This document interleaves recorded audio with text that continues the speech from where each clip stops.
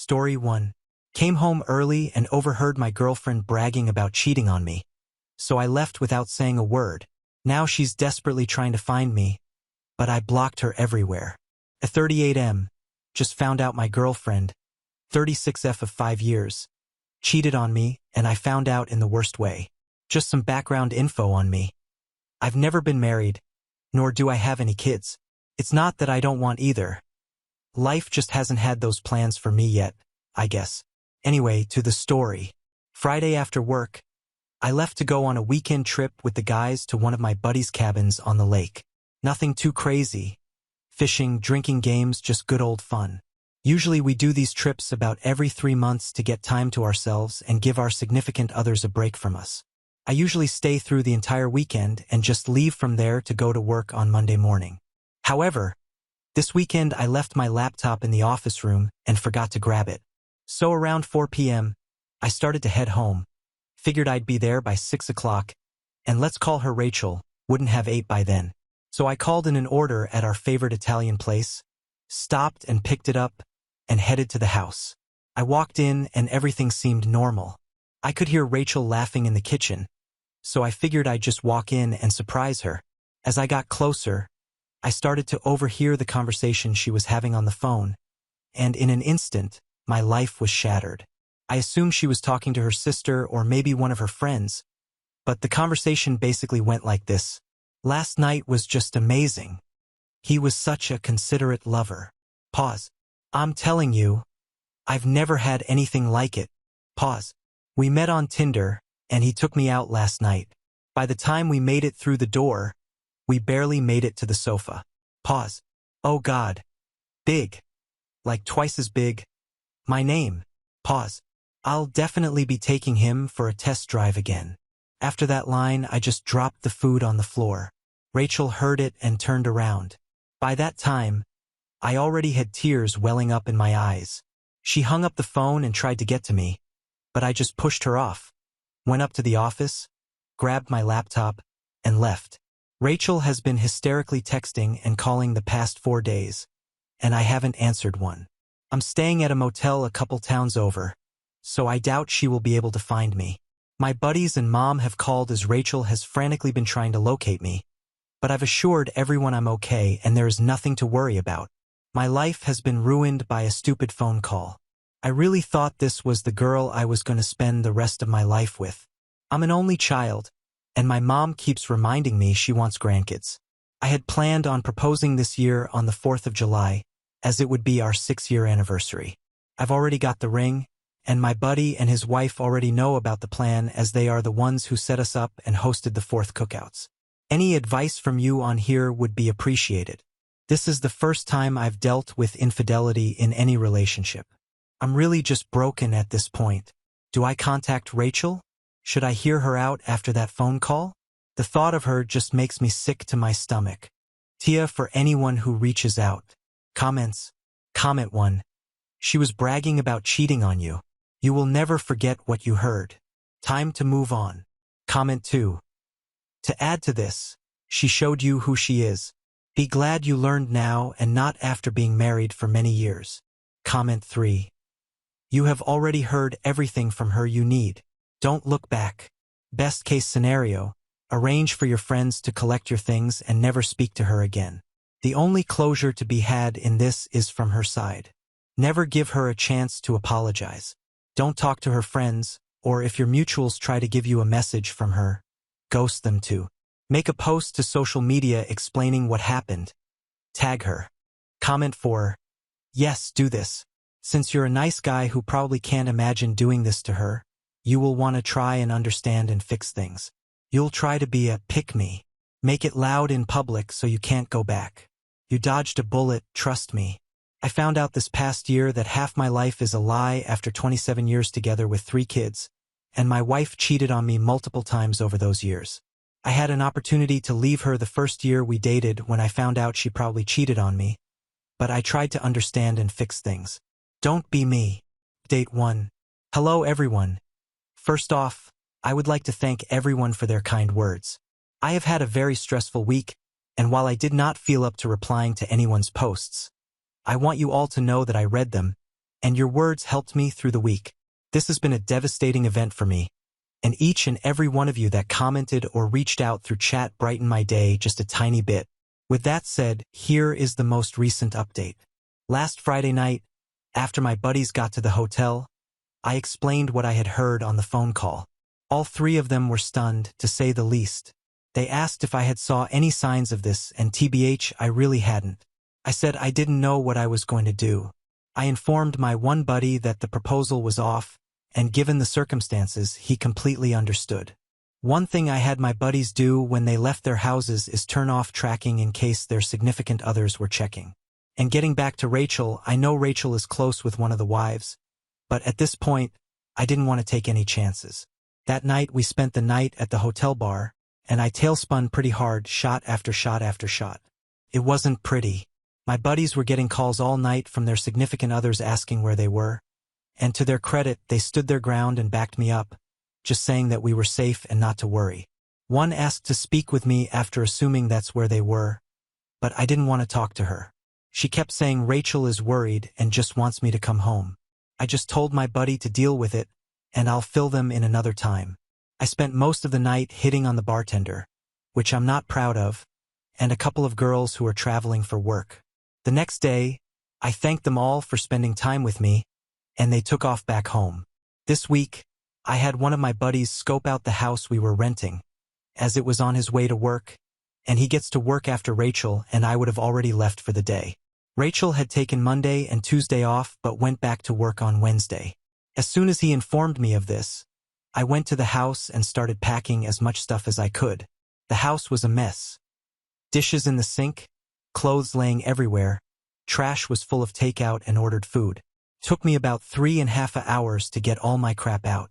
Before I left, I cleaned up for Rachel as a final gesture. That afternoon and evening, I got flooded by Rachel with calls and texts after she realized that I had come home and gotten all of my things. So for now, I'm now staying at my mother's house until I can find a place of my own. This fall, I spoke with the landlord, and without Rachel's signature, he won't remove me from the lease, meaning I will have to cover my half of it until October.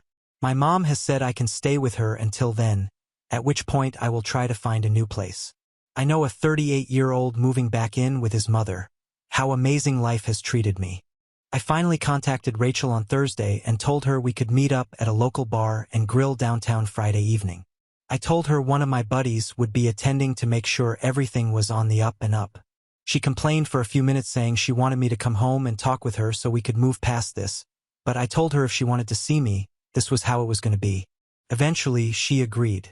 So Friday night, Rachel shows up after my buddy and I had been there for about an hour. I had already eaten and took a couple shots of Sarek to calm me. We sat down and she wanted to make small talk, asking about me and blah blah blah. I cut that garbage off. I told her I had a list of questions. Immediately, her eyes welled up. I asked her how long has this been going on. She swore this was the first and only time. I told her to cut off the shit. I said there was no chance we were ever getting back together. So just tell me the truth, so I can have my closure and move on with my life. She stuck to her guns for a few minutes, but then, as most of you predicted, she came clean. Every time I went on those trips for the past 2 years, she thought I was going to cheat on her, so she was having her fun too. This set me off. I told her she was using this as an excuse just to sleep around. I then asked who she was talking on the phone with, but she refused to give me an answer for this. I asked if they used condoms, and she said sometimes.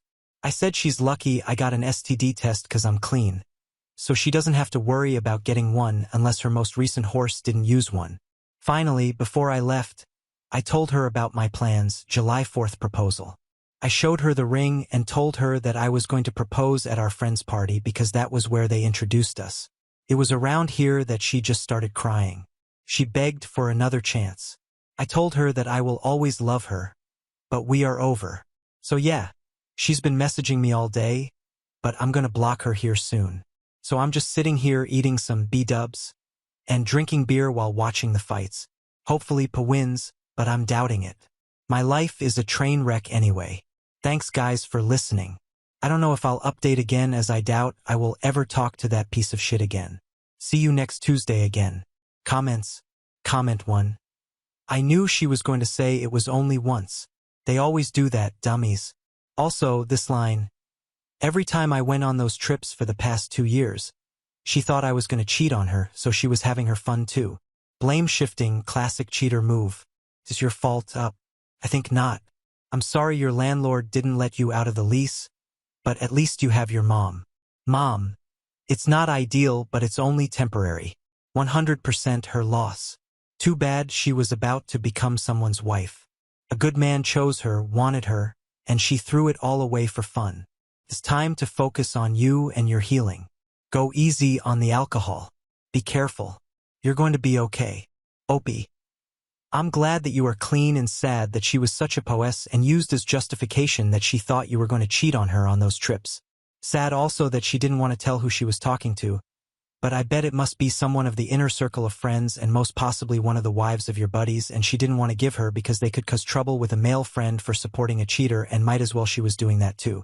So warn your buddies of this possibilities. Now about her reaction and manner at the restaurant. She show no remorse at all and even try trickle true, because if she were remorse for what she did she would broke before the ring thing. She come to senses of her stupidity when you showed her that ring and talked about the proposal. Well up now it is time for you to leave alcohol and start your healing. Travel. Hope everything goes well, and please if you come to find who was in the other end of that call, update us. Update 2.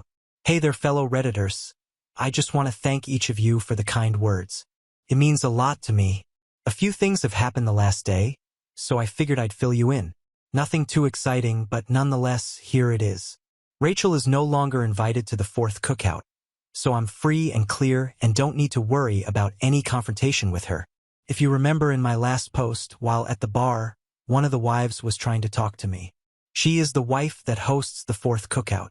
Apparently, Rachel had told her that she had only cheated once and it was a huge mistake, and that's why she was trying to get me to talk things out with her.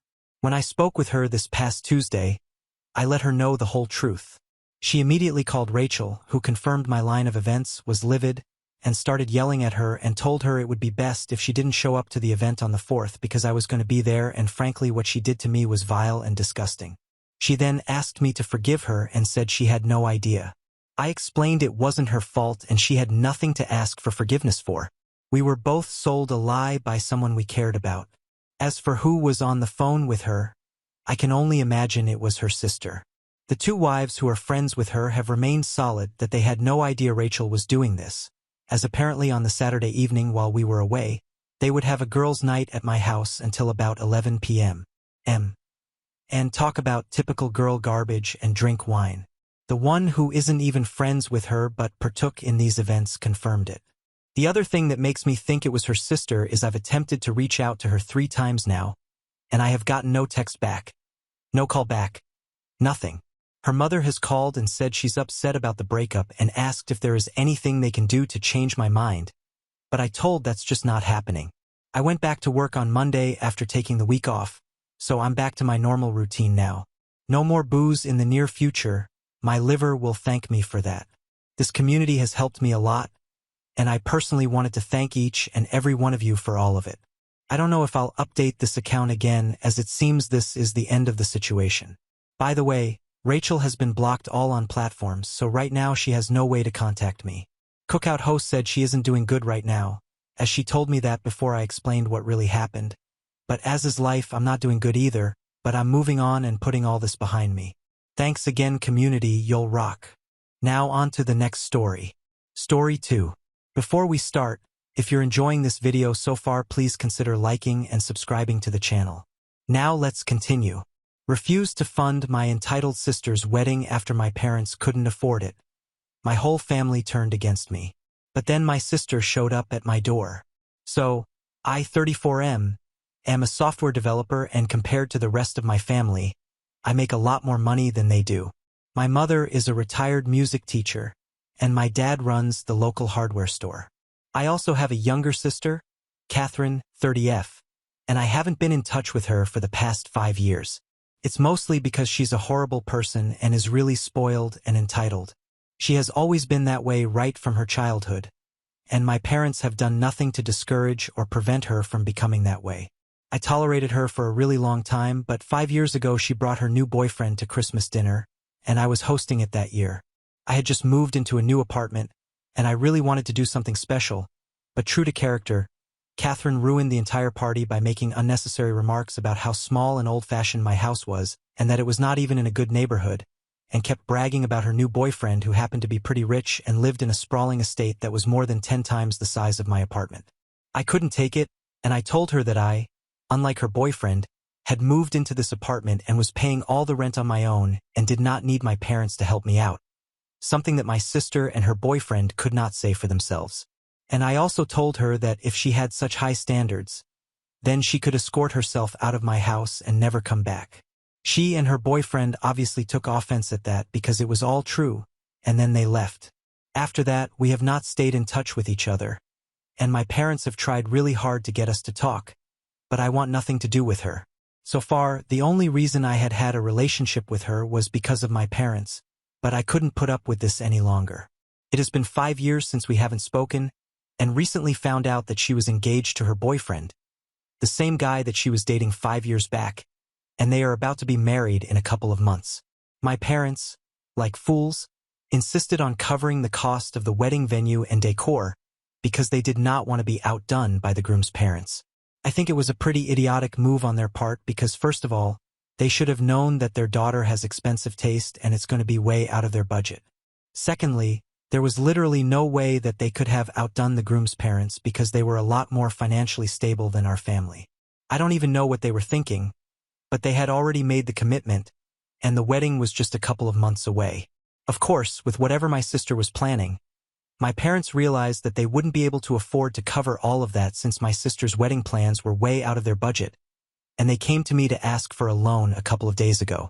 And even though we had had a good relationship for the past couple of years, I had to decline because of something that happened several years ago.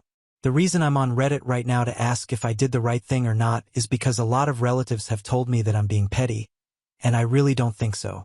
Back when I was about to graduate high school and start college, my parents told me that they would not be covering my college tuition or any other expenses because now that I had turned 18, I was on my own. I was a bit taken aback by that because my parents had always been very supportive of me, so this seemed out of character for them, but they told me that back in their day, they had to look out for themselves after they turned 18 because their parents were not well off enough to cover their expenses once they had become adults, and it apparently made them very resilient and independent, so they wanted me to do the same thing. They hadn't even set aside any money for my sister and me. They wanted us to work through college just like my parents had. My course was not easy, so I really did not want to waste my time working alongside college because I was not sure whether I would be able to keep my grades up that way. And it's not that college is cheap, it's pretty expensive, so no amount of slogging would be sufficient.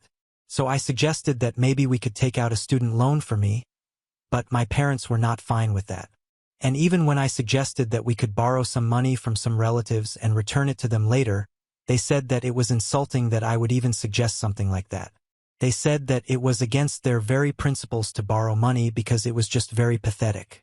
I even remember fighting with them a lot over this topic specifically, but in the end, I was able to get my grandparents to help me take out a student loan for myself, and that's how I made it through college. I was very mad at my parents back then because of this, but eventually I forgave them. However, that does not mean that I forgot about it entirely. My sister never had this problem because she never even went to college. She did not think she needed to bother herself with this because she knew that she would just take over Dad's business in the future, or she would just get married, and that's exactly what she's doing. So props to her anyway. The bottom line is that I remember what my parents had said about borrowing money when I had said that we could have taken it out alone to cover my college education, and they had said no because it was against their principles. So now, according to their very principles, it should still be something that they are against. When it came to my college funds, all they cared about was their principles, but now that Catherine wants to get married and have a grand wedding, they suddenly forgot about all of that. I thought it was very convenient for them, and I wasn't going to let this slide because they had caused a lot of inconvenience for me back then, and I really don't think that my sister's wedding is more important than me going to college. Because had I not been able to complete my degree and get the kind of grades that I did, I probably wouldn't have had this job, and I probably wouldn't even have been in the position to be able to help them out financially. So when they approached me to ask for help, I reminded them of what they had said to me about loans and borrowing money and how it was against their principles and stuff, all that jazz that they had said to me. They were a bit dumbfounded because I don't think they had expected me to remember all of this even after so many years. But I had, and I remembered it quite well. So after I was done talking with them, they had nothing to say to me, and they just went back home quietly. I thought that was the end of it, but then a bunch of relatives started contacting me and telling me that the way I had treated my parents was very humiliating for them, and they were very upset about this. My parents had apparently been telling everyone that I had changed after coming into so much money, and I was apparently holding that over their heads now, trying to put my parents down even after everything that they had done for me. I did not think it was an accurate representation of what I had done at all. I had just put up a fight against something that I thought was unfair, and that was it. So I ended up not speaking to my parents at all because if they really had a problem with what I had said, they should have confronted me about it right then and there instead of going behind my back and whining about it to the rest of the family. I also did not speak to the rest of the family because if they did not understand where I was coming from, I had nothing more to say to them anyway. It was not like I was invited to my sister's wedding, so I don't think I needed to contribute in any way whatsoever in the first place. And for the past couple of days, I have had no contact with my parents or anybody else from the family. I've been pretty happy about it because I don't think I've done anything wrong. But 2 days back, my parents visited me once again, and this time they were very upset. They told me that apparently because of me, they had been uninvited for my sister's wedding. I don't understand how I could even make something like that happen since I have not been in touch with Catherine at all. But they told me that apparently when they told her that they would not be able to fund the wedding and they needed some help from her and her in-laws to cover the cost of the things that they wouldn't be able to afford, she lost her mind at them and started pressuring them to arrange for the money somehow because if now at this stage she went to her in-laws to ask for financial help, it would make her family look really bad. And she did not want that. She was kind of right because if my parents were not sure whether they would be able to cover the entire cost of whatever they had promised, they shouldn't have committed to it in the first place. She's usually very spoiled and entitled, but I don't think she was wrong for what she said here. I personally think she and her fiancé should have covered the entire cost among themselves since his family is rich enough to afford that. But if my parents have committed to something, they should follow up on that, and she's right about them making her look bad in front of her in-laws. So I would say that she had every right to freak out, and I told my parents as much. I also told him that I had nothing to do with this because I had not told them to commit to something like this. They had brought this on to themselves, and they had nobody to blame apart from themselves. At this point, I would definitely say that uninviting them from the wedding altogether was a bit of an overreaction for my sister, but then again, what were they expecting from Catherine?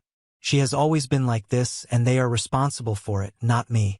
However, my parents were just not ready to hear it, and they kept insisting that if I had just helped them out and loaned them some money instead of being so petty and nurturing age-old grudges, then they wouldn't have been in this predicament right now. I thought it was very unfair of them to blame me, and I told them to leave, and they did. But they still kept at me, and now the entire family has turned against me and is accusing me of being a selfish and heartless person. Personally, I don't think I have done anything wrong. But anyway, I defer refusing to contribute to my sister's wedding because my parents are unable to afford it. Update 1. Hi, so I have decided to go no contact with my entire family. What's crazy is that both my dad's side and my mom's side of the family are united against me right now, apart from my grandparents obviously. My mom's parents are no longer around, but my dad's parents are on my side, and so far they've been trying to maintain the peace of the family, but even they're getting tired of this drama. Everyone in the family, they have had differences in the past, but I guess their hatred toward me has made them come together. Well, at least I'm glad that I was able to do something good for the family. But now I've blocked all of them, and I really don't want any drama right now. Somebody in the comments suggested that maybe the real reason all of them seem to hate me so much and need a reason to go against me is probably because they are jealous, and I think that's a pretty valid point. I don't want to toot my own horn, but I am doing a lot better than most of the people in my family, and I don't think they can stand it. I never really took anybody's advice growing up, and most of them had told me that I should just get a business degree and take over my dad's store because that's where the future is instead of constantly being on the computer, and guess what, that's how I make my living now. And there is the fact that I'm a lot more successful than most of my cousins, and not only are they jealous of me, but their parents also seem to resent me, and it just doesn't even make sense to me because I think families are supposed to be happy for each other's successes and share that joy. But that has never been the case, and it just makes me so sad sometimes, but I can't help it. Some people just are like this. I'm willing to bet that my parents are already enjoying the fact that everyone is against me right now because according to them, I'm the one who got them uninvited for my sister's wedding, which I still don't understand. But my grandparents have told me that they are not speaking to them either. Since my grandparents are on my side here, it just tells people how ungrateful they really are because my grandparents have helped them out so many times in the past, and yet they don't seem to remember any of that. And that makes me kind of happy that I did not help them out when they came to me because I'm pretty sure that they would have forgotten about it conveniently in the future. They take everything for granted, and it's about time that somebody taught them a lesson, even if it has to be somebody as terrible as Catherine. Update 2. Hi. A really funny thing happened yesterday. I was really busy, so I couldn't share it here, but Catherine came to visit me after I came back home from work. She came to my house about an hour later, and I was really surprised because I think I have mentioned that we haven't spoken to each other for the past 5 years, and we do not have a good relationship. I was pretty sure that she was here to discuss her wedding with me because now that our parents are not even invited, I'm pretty sure that she needs money, but she was clever enough not to start off with that. Instead, she told me that she was here to apologize for everything that she had done in the past. She told me that she was about to start a new chapter of her life. She was about to get married, and she wanted to formally extend an invitation to me before anybody else to make up for her behavior in the past. She claimed that she really regretted being a brat, but it was not entirely her fault because our parents never told her anything about her behavior either, so she grew up believing she was acting normal and acceptable in society. But now that she had grown a lot older, she knew that she had been a terrible person, and she was trying to make amends with everyone that she had pissed off in the past, and she thought that there was nobody better than me to start with because being her brother, I had to put up with her the most. I let her talk, and once she was done with her little speech, I told her that I was fine with it, and I was happy that she had finally come to her senses and apologized. But I knew that there was more to come, and I was waiting for it very patiently, and of course, she then started telling me that she knew that our parents had been horrible to me as well because she had heard from the rest of the relatives what they had been saying about me, that I had been selfish and heartless and petty just because I refused to contribute to her wedding. She tried to suck up to me and said that I was completely right about what I had said because at the end of the day, they had never helped me after I turned 18, and they were the ones who had committed that they would help her pay for the wedding, so it was not my responsibility to bail them out when they were in trouble, especially considering the fact that we did not have a good relationship in the first place. I knew that she was ramping up to something, and I just was waiting for her to get there eventually. After I did not say anything for a while, she finally told me that now that our parents were no longer invited, they had withdrawn whatever funds they had been promising her for so long, and she started ranting about how unfair that was because they were the ones who had said that they would cover at least some expenses, and now she was too embarrassed to go to her fiancé and tell him that after the fight that she had with her parents, they would no longer be covering anything and his parents would have to pay for every single thing. And that's why she was here to ask me if I would be willing to help her out in this spot just once, and she would be thankful to me for the rest of her life. She even told me that she was willing to sign a contract or whatever it took to make sure that I knew that she would return the money to me eventually, hopefully by the end of this year, but she just needed me to help her out right now and save her from the embarrassment of having to tell her fiancé about all of this. I thought it was interesting that she was willing to promise me to return the money and was even willing to get paperwork involved since that would make it pretty official, but I told her that I needed time to think about it because ultimately, even though she has apologized, we are still not exactly on good terms, and our relationship is still very strained. I thought she would understand, but she turned out to be pretty shameless and said that I was acting too pricey, and it was not much that she was asking me for as my sister. That was rich coming from her since, for the last 5 years, we have had no relationship at all, let alone one of siblings. I know I had already known from the beginning that she was here just to ask for money.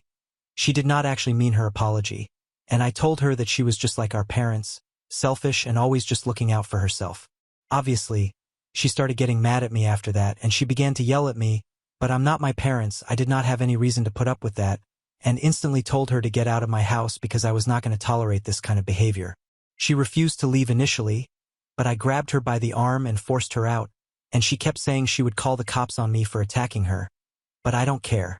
She eventually left, and I was pretty pissed about it for a while, but this is just a stupidly funny incident to me now, and I'm not going to let it get to me. Update 3.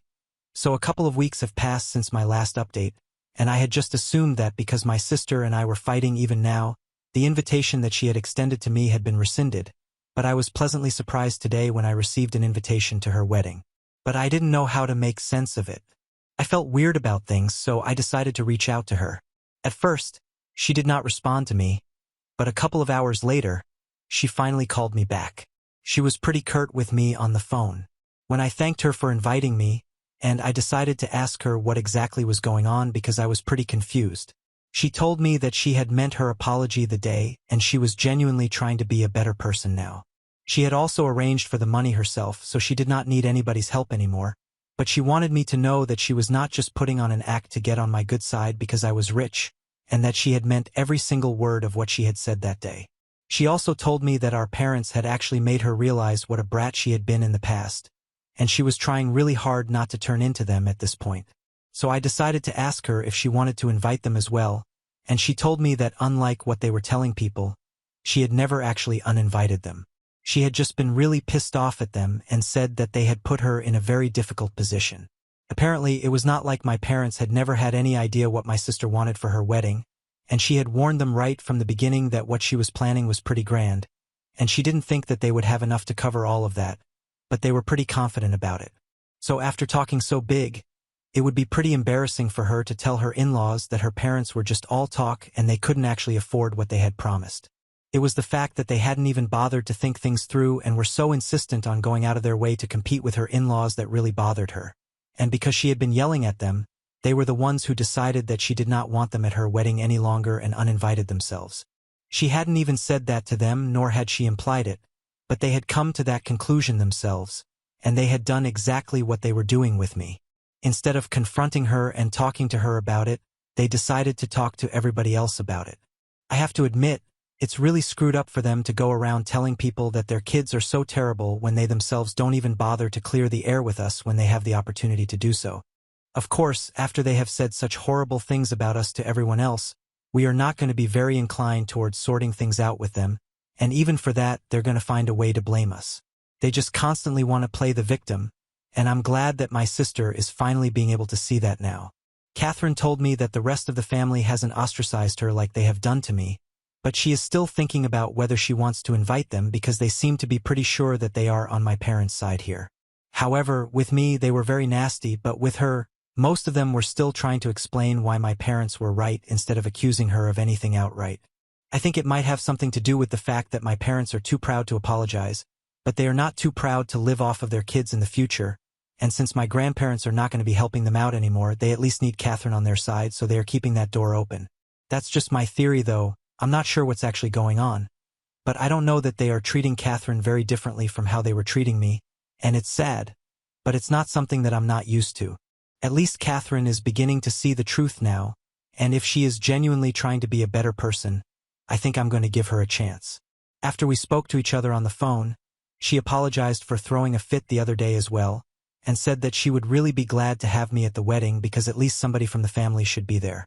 I haven't yet made up my mind whether I want to go or not, but I'm going to give it a couple of days before I get back to her on whether I'll be attending or not.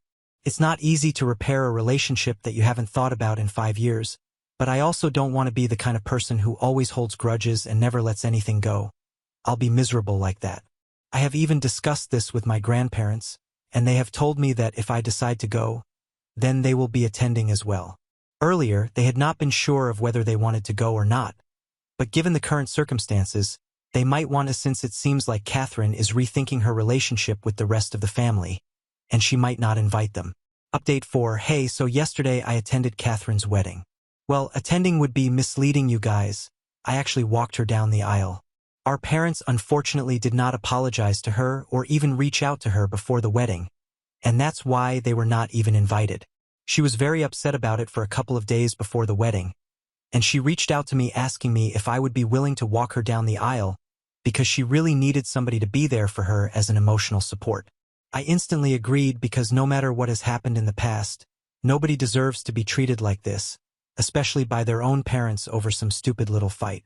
I always knew that it would be much easier for my parents to cut me off emotionally because my sister had always been the golden child, but to see this side of them, to realize that they were too proud and egoistic to even fix their relationship with the only child that had mattered to them throughout their entire lives, that was just low. And they are part of the reason that my sister had been a terrible person in the past. It's because nobody had ever bothered to correct her. As parents, it should have been their responsibility, but they never seemed to care how she was behaving and always thought it was a good idea to just let her be, which ended up turning her into a spoiled brat. I'm not saying it's entirely their fault, but they could have done something to avoid it, and they did not. Anyway, when Catherine asked me to walk her down the aisle, I agreed, and she really seemed to be thankful for all of this because even the couple of people that she had invited from the family to attend the wedding had declined the invitation. I guess everyone wants to support my parents and be a part of the drama. I got my grandparents to attend though, and she apologized to all of us before the ceremony. Her fiancé also apologized to me for behaving badly with me all those years ago. Catherine told me that she had told her fiancé the entire truth about the situation with her parents, and he told her not to worry about the money, he would handle it all. So that's how it worked out for them, and she almost broke down before the ceremony because our parents were not going to be there, but her fiancé, our grandparents, and I told her not to let them ruin such a special day for her. I wouldn't say that everything is fine and dandy now, but we are going to work on it, and we're going to try and make things better for the future. I'm really willing to believe that she has changed as a person, and when I met her yesterday, I actually do think she was telling the truth about wanting to start afresh. So a lot of people might not agree with my decision, but I think I'm doing the right thing. Now on to the next story. Story 3. Worked hard for my wife and took care of our kid and did all the chores while she came home late every day, so I followed her and found out that she is cheating on me. My wife and I were married for 4 years. The first time my wife and I met was at a football stadium. I had gone out with a couple of friends to support my football team, and she was there with her family too. While the game was going on, she tried to take a picture, and since I was sitting a row from where she sat, she captured me in the image. And without caring if I was intruding or not, I smiled as she took the shots.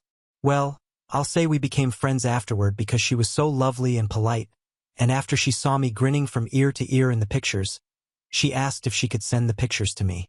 It was hilarious because I thought she would be mad that I ruined her moments. Instead, we became friends from there. We exchanged contacts and followed each other on Facebook. After the day we met, we didn't talk for a while. We started talking again after she sent a message on Facebook, and from there we started talking. It started as random questions, and gradually we moved to personal questions. I liked her personality. She was energetic and always fun to talk on the phone or chat with. So after weeks of talking and getting to know ourselves, I asked her out on a date, and she accepted. Our first date was so smooth, and it even led to other dates, subsequently leading to a relationship. I had fallen in love with her, and she made me feel like a baby again. I was heartbroken in my previous relationship and was too afraid to fall in love again, which was more reason I buried myself in work and tried to shut out any woman that came my way. But with my wife, it was different. She made me feel safe and assured, and I loved her so much. My mind was at rest with her, and eventually we got married. My wife had always wanted a child, so we had one child in the first year of our marriage. She was already 2 months pregnant before we got married, and although I didn't want a child so fast, I agreed for us to have a child because of how excited she was. When our daughter came, I was so happy, and I loved how she lit up my world. Her presence pushed me to work harder and become a better father and husband. As my daughter grew older, she spent more time with me because I worked from home and had enough time to take her to her daycare and bring her back home. My wife was a nurse, so the only time she got to spend time with our daughter was either on her days off or when she was at home. Also, because I was the one who spent most of the time at home, I took care of the house, cleaned, did the laundry, and on some days I would cook.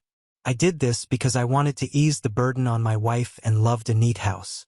I also knew she was always exhausted every time she came home, and the possibility of her cleaning the house, going grocery shopping, and cooking with a little time she had to rest was almost impossible. So I did all I could to make life easier for us. We continued like this for the first 3 years of our marriage and were both happy. We barely had issues except for our normal couple fights, which never lasted a day. We were also great parents to our daughter and did everything possible to raise her well.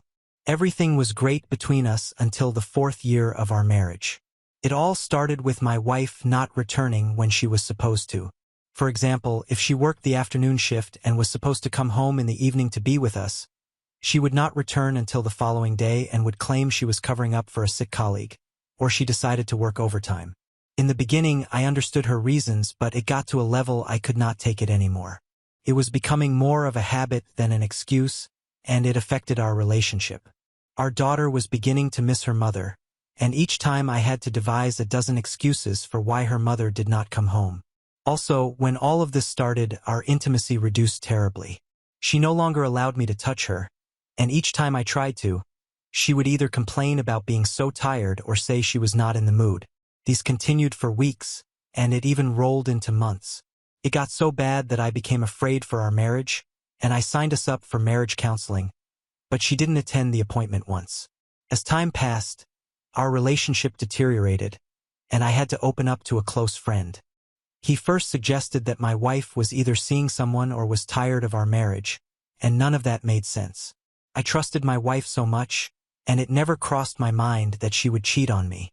To even show how much I trusted her, I argued with my friend that my wife couldn't cheat, and I believe she was only working so hard so we could give our daughter the kind of future she deserved. I also thought about the aspect of my wife being tired of our marriage, and I tried to talk to her about it, but every time I brought it up, her response would either be cold, or she would sound so uninterested in the conversation. After trying so many times to make things right, the idea of my wife seeing someone else crossed my mind. Already in the previous months, there were many changes with her. Before, she used to go grocery shopping wearing simple clothes, but she became more conscious of how she looked and would even combine 2 to 3 perfumes just to go grocery shopping. I didn't think it was suspicious because I had always complained about how she dressed outside the house and the rest. She used to look homeless before, which was a major improvement on her end. It was something I complained about all the time, and I was glad she was finally listening. So one day, my wife was playing with our daughter in the living room, and I was in the kitchen trying to make dinner for us. I remember her phone ringing, and instead of taking the call in the living room like I expected her to, she rushed out of the house, and immediately I knew something was wrong. In our 2 years of dating and 4+ years of marriage, my wife had never gone outside to take a call no matter what the call was about. Out of curiosity, I left what I was doing and followed her. I didn't go out of the house, but I could hear most of her conversation because she left the door open, and before she returned, I hurried back to the kitchen. After she came back inside the house, she acted all cool, played with our daughter for a few minutes, and then turned to me to ask about the groceries we needed to replace. I mentioned the things, and she made the list. After she was done, she told me she'd be going to get them at the grocery store since she wasn't doing anything at the moment. I didn't need a psychic to tell me something was off. Her body language said it all, and I watched her go into our room to shower, change, and wear light makeup for grocery shopping. We had not shared our husband and wife bond or even communicated like we used to in months. But there she was, excited and all dressed for grocery shopping. As soon as she left, I asked my closest neighbor if his oldest daughter could help me watch after our daughter for a few minutes, and he agreed. It was such a relief, and without wasting time, I drove to the grocery store I knew she went to. On getting to the grocery store, I waited a bit, and just as I was about to step out of my car to confirm if she was genuinely shopping, I saw my wife walking out with a man from the grocery store. She had her hand around his waist, and his hands were crossed over her shoulder. It was already evening, and the whole store was lit up. I actually saw them from the see-through glass, and before they stepped out of the store, I already charged inside in anger. I was boiling, and to date, I could not believe I had acted that way. My wife was so shocked to see me that she did not know what to do or say. I didn't confront or talk to her because deep down I knew we were done. Instead, I focused on her affair partner, yelled at him, and I caused a scene. People gathered around to take videos and photographs, but I didn't mind. I was just so angry. In the end, his manager found out about his affair with my wife and he was fired. As for my wife, she came home that night to beg and cry, but no matter what she said, I was too disappointed to forgive her. She said she did it because she thought she would get away with it and return to me, which even hurt me more. That same night, I kicked her out of the house, and she crashed at her friend's place. She had been seeing him for more than 6 months, and I was completely unaware. That whole time she was telling stories of how she covered for her friend at work and blah blah. She was spending the night with him while I looked after our daughter alone. There's no need to ask if we divorced or not because we did. I could not just forgive her or forget she cheated on me while I was trying to be a good husband and father. Thankfully, I won custody of our daughter, mainly because she was never around in the first place, so it was better she stayed with me. It's been over a year, and I still have not gotten over the pain and hurt I felt. I was so disappointed, and I still am. Right now, my daughter is my top priority, and I will try my best to be a good father and teach her to be faithful to whoever she ends up with. Now on to the next story. Story 4. Parents canceled my birthday for my entitled sister who threw a tantrum to go on a trip, so I moved out with Grandpa, who cut off their money and revealed they never wanted me. Hi, so I just turned 18 a couple of days ago, but unfortunately, my parents canceled my party at the very last minute because my bratty older sister demanded it. To be honest, she wasn't even supposed to be here for the party, and I was really happy about it, but it's just my luck that the day she was supposed to leave, all the flights got canceled because of severe storms in the Midwest. She was supposed to leave for NYC 3 days before my birthday with a bunch of her friends, but for now, they've had to postpone the trip, and she has been extremely upset about it, which means that my parents have been walking on eggshells around her because they really don't want to piss her off. I mean, they wouldn't dare. She is the golden child of our family, after all. So much so that on the morning of my birthday, she demanded that my birthday be canceled because if she doesn't get to have fun, neither will I, and of course, my parents didn't even think twice before sending out the message to every single person who had been invited. And I found out about it much later, around the evening, when I was patiently waiting for all the guests to arrive, but nobody was coming by. And when I finally asked my parents why had nobody arrived even by 7 o'clock in the evening, they finally told me that they had canceled the party without even asking me because my sister was very upset, and they didn't think that it would be right to have a party when she was in such a state. It was then that I completely lost my temper and started screaming at my parents because it was just so unfair. My parents always had acted very differently with my sister, catering to her every need more than mine and expecting me to compromise and adjust throughout my life, and I had. I always had done that, but this was just taking things way too far. It was my parents who had offered to organize my 18th birthday party for me and had invited all my friends and relatives so we could have a big birthday bash. And now they had canceled all of it without even telling me, just because my sister was whining about some trip that got canceled for very valid reasons and it wasn't even in anybody's control. My parents had also been sly enough to tell all the guests that the reason they were canceling the party was because I had fallen sick all of a sudden, and they had requested everyone specifically not to text me about it until the next day because then I would end up being on my phone, and that was the last thing that I needed with my migraine.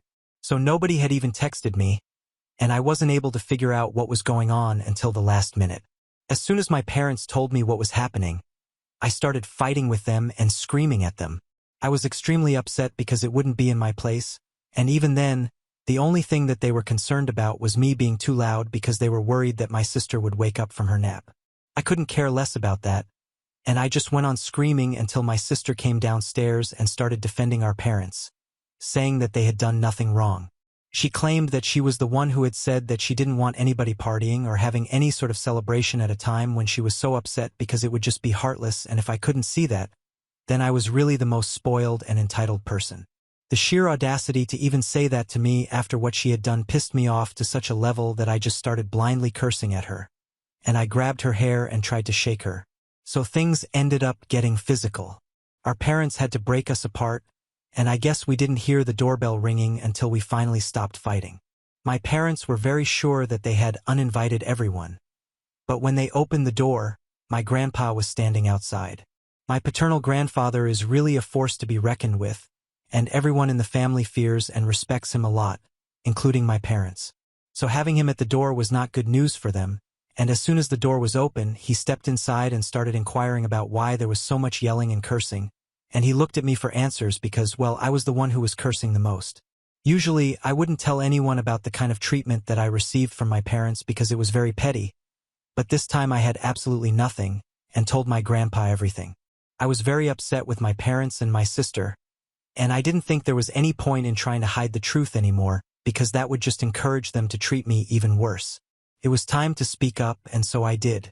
I also told him that my sister being treated like the favorite was not even just a one-off incident. It was something that I have had to put up with every single day for the past 18 years of my life, but this incident was the limit, and I couldn't put up with this anymore. And as soon as I was done talking about it, I could see that my grandpa was absolutely appalled. The shock was visible on his face, and within a few seconds, he snapped at my father and started scolding him, and I got to find out a lot of things that so far, I had no idea about. My grandpa started scolding my father because apparently, he had been sending money to my parents every month for the past couple of years because my parents had been struggling to keep their business going and also supported our family. So it was really my grandfather who had been supporting us all along. And even this party that my parents were about to take credit for, it had all been paid for by my grandfather. My grandpa told my parents that they had really let him down by treating me this way because from the way I was acting, it was very obvious that I had been traumatized because of their favoritism toward my sister. My parents quietly let him talk, but my sister, being the absolute fool that she is, tried to argue with him and told him that the only reason she had asked for this to be canceled was because she was absolutely shattered that her trip to New York, that she had been looking forward to for the past couple of months, had been canceled for the foreseeable future, and it was really heartless of me to have a party when she was suffering. But my grandpa had no time for her and the BS she was spewing, and told her to her face that she was the epitome of entitlement to even demand that I cancel my 18th birthday party just to accommodate her feelings about a trip that she could take later. He told her that the world didn't revolve around her, and I think that must have actually been news to her. Anyway, my sister arguing with my grandpa pissed him off even more, and eventually, he just told my parents that he would no longer be supporting them and they were on their own now. Then he told me to pack my bags and come along with him if I wanted to move out because clearly my parents were up to no good, and they only cared about my sister. Even when my grandpa said that, the only thing that my parents seemed to be outraged about was the fact that my grandpa had said that they would not receive any financial support from him anymore. They didn't even seem to care about the fact that he had offered to let me move in with him, and I was about to take him up on that offer, which just goes to show that my grandpa was completely right about them not giving a crap about me. So I wasted no time. I went upstairs when my parents tried to bargain and argue with my grandpa so he would not withdraw his support, and I quickly packed my things, and then I went downstairs and left with my grandpa, who didn't even look back at his son one last time. While we were driving to his place, he even apologized to me for everything that I had gone through and said that he should have taken this step a really long time ago. I don't know what that means, but I'm just really glad that I'm staying with him right now. The only people who are unhappy about this arrangement are, obviously, my parents, and they have been relentlessly trying to get through to me. I haven't blocked them yet, but I haven't been responding to them either. I haven't picked up any of their calls, and neither have I answered any of their messages, but I have been reading all of them. My mom and dad kept texting me to apologize to me and kept saying that they really didn't think things through, that they always put my sister first because she was more delicate and her feelings were more fragile, and in doing so, they didn't even realize that they were neglecting me, and they were really sorry about it. They really tried very hard to make it seem like they were only neglecting me because they thought I was tough and strong enough to deal with it. But let's be real, my sister is almost 5 years older than me, and if anything, she should be the one who should have been strong enough to deal with the fact that she had to share parents with me. So I didn't buy a single word of what my parents were trying to tell me, and I knew that they were only acting this way because they wanted me to come back so my grandpa would continue to support them. All I wanted from them was just one genuine apology. But that never came, and it started really pissing me off. So this morning, I told my father to stop texting me and said that I knew that they were only doing this because they wanted my grandpa to continue supporting them, and I did not need their fake apologies. I was done with them, and they had shown me exactly where their priorities were by canceling my birthday party without even asking me. That really was the straw that broke the camel's back, and now I was never coming back to them. Instead of apologizing, my dad then wrote back to me and said that he knew that he had treated me unfairly, and so had my mother, but they were willing to apologize for it and ready to do anything to make it up to me. They made a mistake by saying that they were ready to do anything because I took that opportunity to tell them that I would only agree to come back to them and talk to my grandpa about supporting them if and only if they could promise me that when I came back, my sister would no longer be living with us. After all, she was 23 and had been working for the past 2 years. She should have saved up enough money to have been able to move out by now, so I don't even think I was being that unfair, but my parents think that I'm being ridiculous and heartless. So now, AITA for telling my parents that I will only move back in with them if my sister moves out? Edit. Hey, so everyone wanted to know exactly why I hadn't spoken to anybody from my family about how I was being treated by my parents. Well, for starters, I think I had mentioned in my original post that earlier, it had all just been very petty little incidents. I remember always being told that I had to leave the last slice of pizza or the last of any food that was ordered for my sister if she happened to like it, and if she didn't, only then was I allowed to finish it all. And similarly, I was not allowed to buy or wear the kind of clothes that she liked. My parents told me that she had her personal style, and I should never try to copy it, and that meant I couldn't wear anything that was trendy. I was mostly forced to wear her hand-me-downs since we were almost the same size. I rarely ever got to buy anything new because my parents thought it was pointless. So that kind of stuff. She had always just been a huge priority for my parents, and even though these things are petty, they still add up. Unfortunately, I never thought that this was important enough to mention to my relatives, and even if I had done that, I hardly think these were grounds for anyone to want to take me away or offer to let me move out of my house, which is why I just kept quiet about it because otherwise it would just piss my parents off even more. And coming to my grandfather, I said that he's a force to be reckoned with because literally everybody in the family admires and respects him. Back in his day, he was one of the best lawyers and had won many difficult cases. He is extremely morally upright, leads a very disciplined lifestyle, and not to mention he's extremely wealthy as well. So, obviously, it goes without saying that everybody in the family looks up to him. If I wanted to, I could have spoken to him about how my parents were treating me, but up until last year, my grandpa was really busy taking care of my grandmother, who was in her final stages of life. He was a bit too preoccupied by that, and I didn't want to bother him with my petty complaints against my parents when he was already dealing with so much. And after my grandpa passed away, he was grieving, so I didn't think that it was worth it to bring it up. Anyway, now that he has offered to help me out, I'm really grateful for it. We have always had a good relationship, and so it's not surprising that he has offered to let me move in with him until it's time for me to go away for college. He has even told me that he's going to bear all the expenses of that until I'm working. Update 1. Hi, so I have decided that I'm going to stick to the condition that I put forward to my parents. Obviously, I have no intention of going back to living with my parents even if they kick my sister out. I just want to see if they actually do it. That's all. That'll let me know if they are serious about wanting me back, and if they think my sister is more important than my grandfather's financial support. I haven't told him anything about this, but to be fair, there were also a lot of things that he had been keeping from me that I didn't find out about until recently, so I think it's fair enough. I'm referring to the fact that all along, my grandpa had known that my parents didn't really want me, and yet he had never done anything about it. In fact, I had never even known why exactly my parents preferred my sister, even though she did not have any qualities that would explain their partial behavior. It was my grandpa who explained to me recently that my parents initially only planned on having one child, but then 5 years after my sister was born, my mother got pregnant with me. They planned on terminating the pregnancy, but my dad made the mistake of telling my mother's parents about it, and they were quite insistent on the fact that if my parents had been blessed with another child, it would be wrong to reject that blessing.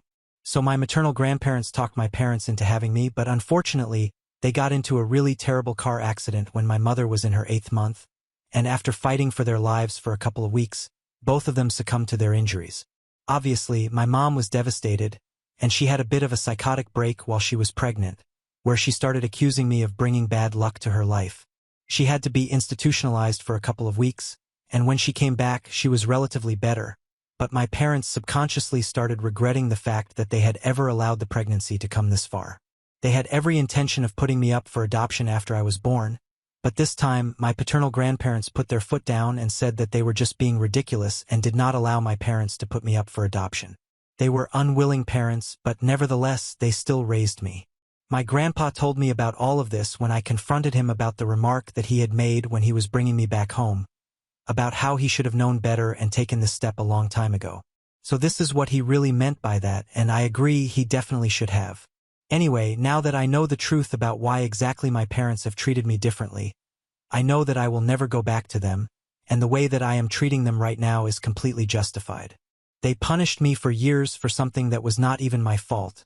At least I'm better than that in punishing them for things that are actually their fault. And I'm still a little annoyed with my grandpa for not telling me the truth earlier, but I kind of understand that these things are hard to talk about, especially to someone who is still a kid. But he's the only person I can rely on right now, so I'm trying not to be so mad at him. Update 2. So it's been a week and 4 days since I moved out of my house, and my parents have been texting me, trying to get me to change my mind about the condition that I had proposed. But I did not respond to them. I did not think it was necessary to speak to them until they had to come to a decision. They hadn't tried to call me or text me for the past 3 days, and I thought that they had finally given up. But today, while I was leaving after school, I saw that my sister was standing outside, and I didn't get a good feeling about it. So I asked one of my male friends to walk me home. He's a football player, so he's kind of on the bigger side, and I knew that if my sister tried to do anything funny, he would be there to come to my rescue. He and I have been friends for a really long time, so I trust him implicitly, and he knows literally everything, including whatever I have mentioned about my family, so he agreed to walk me back home, and my sister kept following us silently, and it was really creeping me out. So halfway back home, I decided to turn around and confront her about what exactly she was trying to do. She told me that she was not willing to talk to me about these things in front of a stranger, but I told her that I was not even willing to speak to her at all. She then started telling me that our parents have been really stressed out and upset, and it's all because of me and how I've been behaving. Then she mentioned that yesterday, our parents had finally told her that I would not come back home or even speak to my grandpa about supporting them again until they were back on their feet unless she was kicked out of the house, and she was here to confront me about it because she thought that I was being extremely unfair. I thought it was ridiculous of her to think that I would dignify this with a discussion, so I just told her that if I can't be happy, then neither can she. That's exactly the logic that she had used to get my party canceled, and I think it should apply to her as well. Then I turned around to walk back home, but she started screaming at me and said that I was a horrible human being, but I didn't even bother to respond or even turn around. I just kept walking with my friend and flipped her off. And I guess the fact that I flipped her off was what pissed her off because the next thing I knew, she had attacked me and I was on the ground. I was wearing a backpack, so I could feel the weight of that as well as her on my back. Thankfully, though, my friend had my back, literally, because within seconds, I felt my sister being lifted off, and when I finally managed to get up back on my feet and dust myself off, I saw that my friend was literally holding her one arm away. He had barely even broken a sweat, so I guess I was right to have him walk me back home since my sister always had a violent streak and I knew about it. I was extremely annoyed that she had even thought that she could attack me and get away with it, so I walked up to her, slapped her really hard, and told her that if she tried to do anything funny again, then I would report her to the cops, and with all the trouble that she had already caused for her dear parents, I'm pretty sure that they wouldn't appreciate it. More. She still had the audacity to try and continue arguing with me, but after that, my friend and I continued to walk away, and after that slap, she did not pursue me further. When I got back home, I told my grandpa all about it, and he was about to call the cops, but I told him that it was not even worth it. She was just a loser, and I'm pretty sure that she had learned her lesson. Besides, I'm sure that she was already in a risky position with regards to our parents. And I finally told my grandpa about what I had said to my parents, the condition that I had set for them. I thought my grandpa would be upset, but he literally laughed along with me because he thought it was really clever, and he agreed that my parents definitely deserved to get messed around with. So that was that, and even though I'm feeling a bit sore from being pushed to the ground, I felt good that I could finally slap the daylights out of my sister because she totally deserved that, and it had been a long time coming. Now I'm just hoping that my parents and my sister take this as a lesson and leave me alone. Update 3. Hey, so it's been almost close to a month since I moved out, and in September I'm supposed to start college, so I'm only going to be living with my grandpa for the next couple of months. Since school is officially over now, and I had my high school graduation a couple of days ago, and my date to the prom was my boyfriend, the football player friend that I had been talking about in my last update. Yep, some of you guys called it, and I just wanted to get this happy little tidbit out of the way before I get into what happened with my parents and my sister. So after my altercation with my sister, I received a message from my parents 2 days later saying that they had come to a conclusion about what they wanted to do, and they were going to let my sister continue living with them because I was clearly not the kind of person that they wanted around her, since I had always been jealous and petty.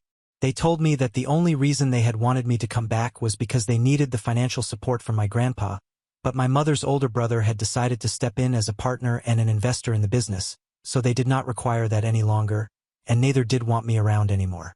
I'm pretty sure that they thought that this was going to hurt my feelings, but I had already known about their true intentions from the beginning, so this revelation made absolutely no difference to me, and I didn't even reply to that message. And I guess the fact that I did not reply got under their skin because they sent me another message a couple of hours later, saying that they were going to block me now because I was a horrible human being, just like my sister had said. Not only was I horrible and heartless, but I was also violent and ungrateful. Violent because obviously I had slapped my sister the other day, and it was no big surprise that they had chosen to ignore the fact that my sister was the one who had provoked me and attacked me by pushing me to the ground.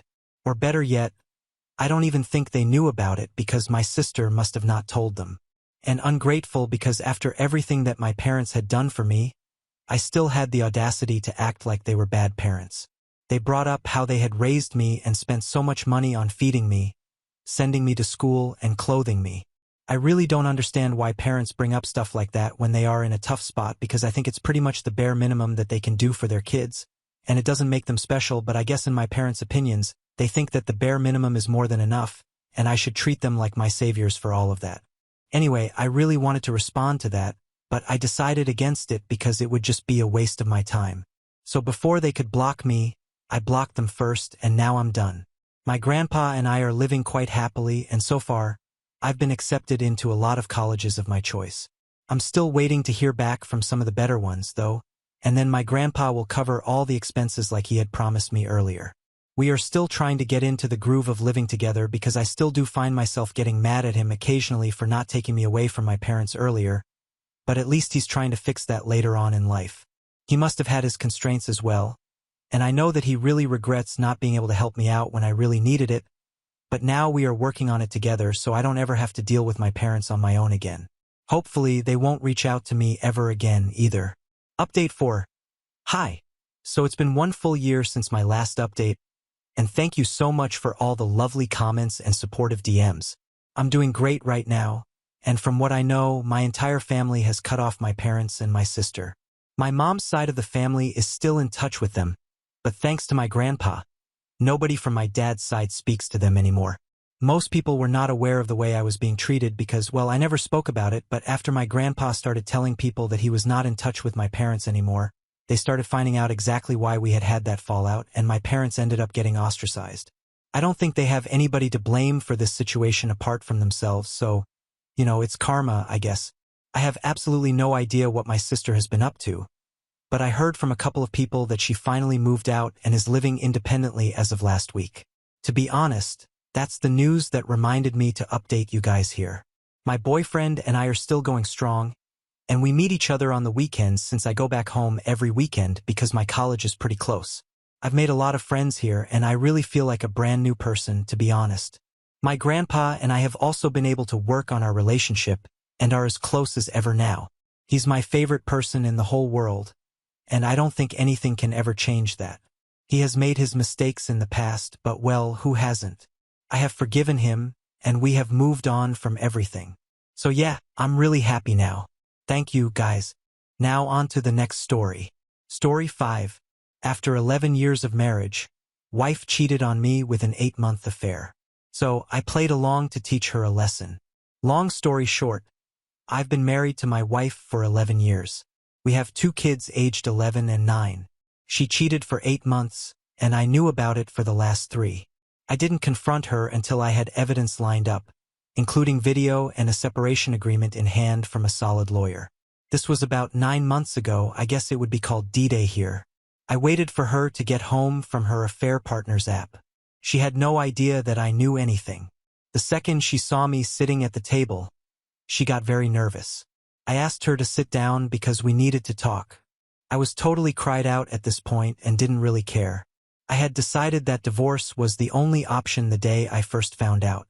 My wife sits down looking very panicked. She said, "You're scaring me. What is this about?" I then said, "I'm not here to discuss your infidelity. I know everything. I'm here to sort out our separation and divorce." I put my wedding ring on top of the folder with the separation agreement inside and pushed it in front of her. My wife starts bawling, begging, apologizing, pleading, all the usual stuff. We get nowhere. I just toss whatever she comes up with back in her face and says, "I love you." I then told her, "You hurt me the worst I have ever been hurt, in sleep with other men, because you love me so much." After a couple of hours, I told her to go to a hotel and that we will continue tomorrow. I tell her if she doesn't sign the separation agreement, I will tell everyone today what she has been doing. I know it's signed under duress, but at the time I just wanted it to end.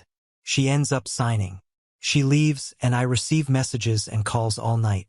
I answer occasionally in one-word responses, mainly, "I will not read this message or talk to you until tomorrow afternoon." The next day, the severity of the situation sunk in with her. She begs for another chance, marriage counseling, MC, etc., saying she will do anything. I informed her that I would file on Monday and that she had 90 days to convince me that divorce is a mistake. I don't know why I offered that. I was weak. I had decided to end it and I just folded. The next day, I had prepared a list of things she had to do. I didn't show it to her, I just told her the list existed, and unless she abided by it, we would be no contact, apart from the kids, and the divorce would be unstoppable. I would inform everyone of what she had been doing. I also informed her that even perfect compliance was no guarantee that we would not divorce. My trust in her at this point was below zero, and I didn't even love her anymore. She killed what we had, and the only reason I considered reconciling and building something new was for our kids. I didn't mean to say this again. I couldn't follow through on what I had decided to do. The list consisted of the following. No lies. She had to make a document of everything she had done with him, describe how it started, what in her mind gave her the right to do this to me and our children.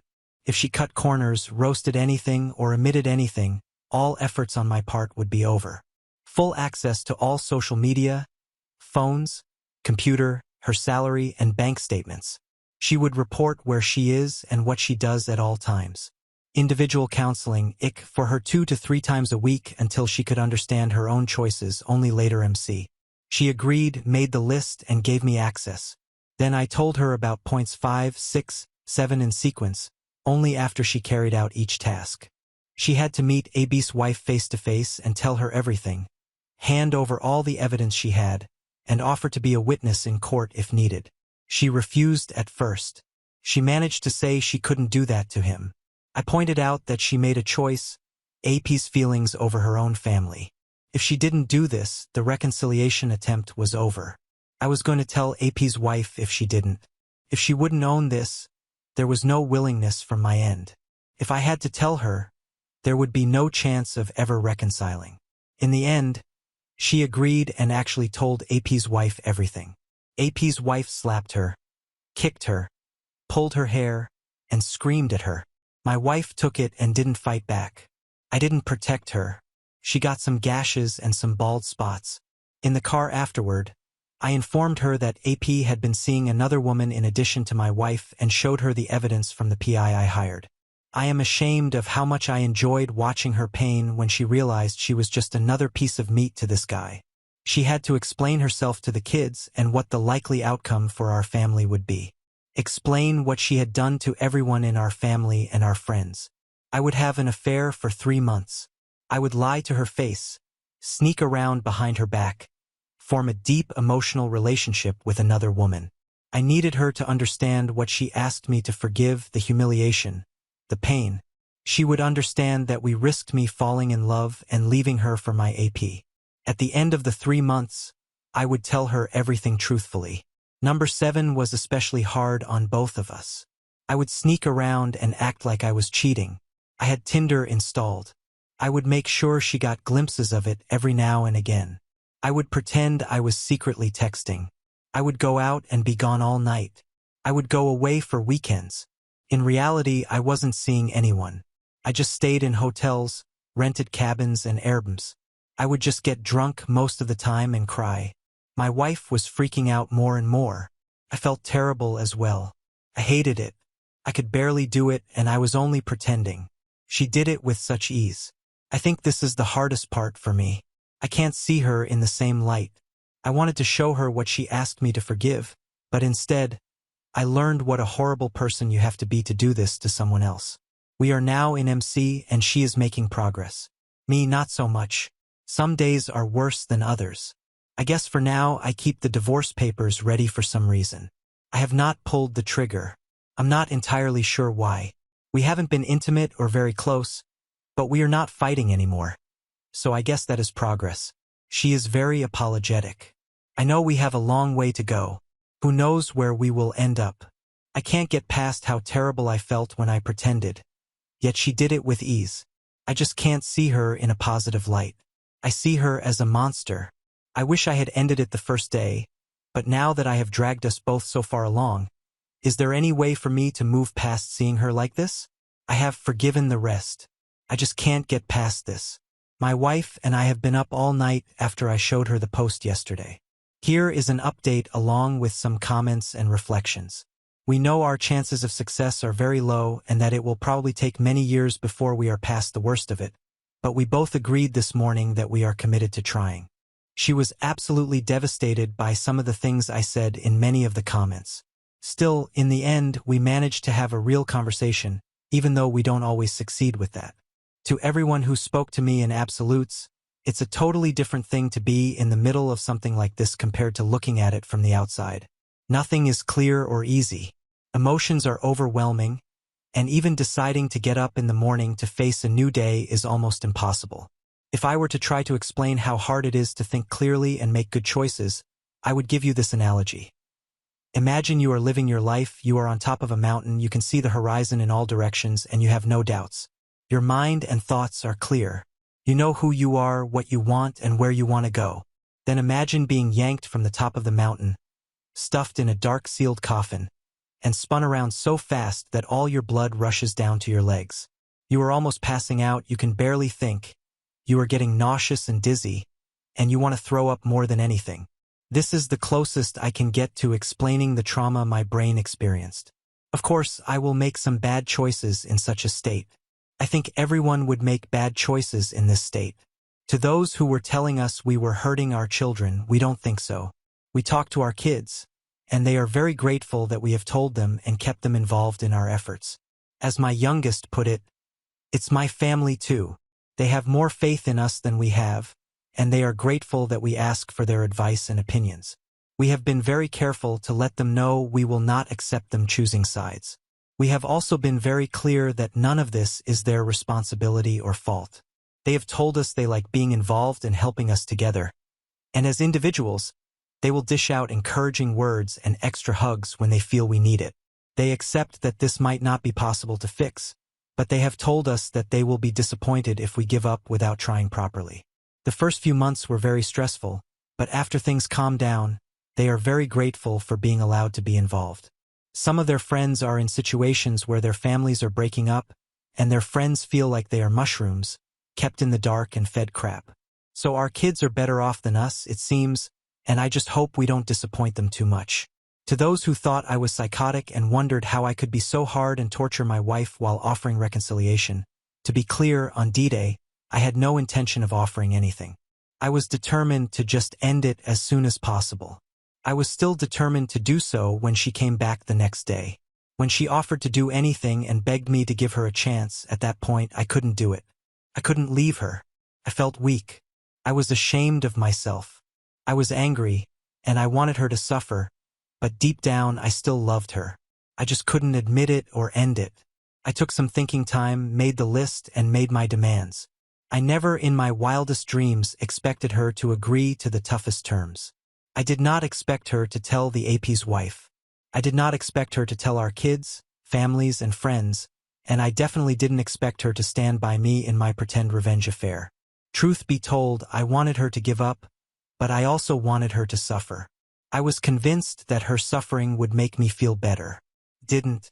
As she did everything I asked, I could no longer deny that she was being sincere, that she wanted to work things out, that she was regretful for what she had done. I have been searching for some reason to give up and leave or to make her give up and leave. I have been incredibly cruel at times. I have vented my fury at her, and I am a terrifying guy. She has just taken it. She doesn't try to excuse herself.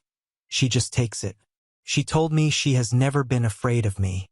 I am not sure I believe that. She tells me she knows I would never physically attack or hurt her. I am not so sure of myself. I've been pretty close a few times. I hope I never ever pass that line. I am terrified I might permanently injure or kill someone. To those who asked about her reasons for doing it, we have sort of concluded that she felt stagnant and trapped. Our life was too safe and comfortable. It hit her hard after her best friend died, and she was vulnerable to a snake charmer who knew exactly what type of bull smoke to blow up her heiress. She feels con now and struggles badly with reconciling her choices with the person she believed herself to be. We have learned that this was a pattern with her AP. He had been cheating on his wife with 2 to 3 women at the time since before they started dating. We even found out he has 2 illegitimate sons. As for me, I had not really committed to reconciliation fully. I am a very hard person. I can take and dish it out. I managed to convince myself that if my wife suffered, I would be okay with just walking away if I found a good enough reason to give up. I was wrong. I have been searching for reasons to not get close to her again. I was, and I still am, deeply wounded. I was scared of letting her get close and getting hurt again. This has prevented us from making any real progress in reconciling. She has been the only one totally committed. Several people asked me if I am just as good at giving out love as I am at punishment, and the answer to that is no. Booty. Am working on it now.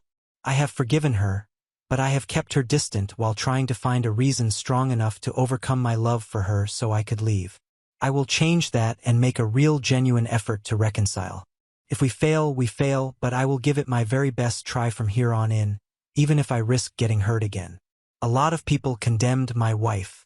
Some people pointed out that she is just human and made some bad choices. As things are now, I am in charge of the consequences for her bad choices. It's not a role I want. I have thought about this a lot. I also make mistakes. I act irrationally, and I am very cruel to her at times. Me punishing her has driven me literally mad with hatred and anger sometimes. I have no control over it. She made some bad choices and lost control, as I am still doing.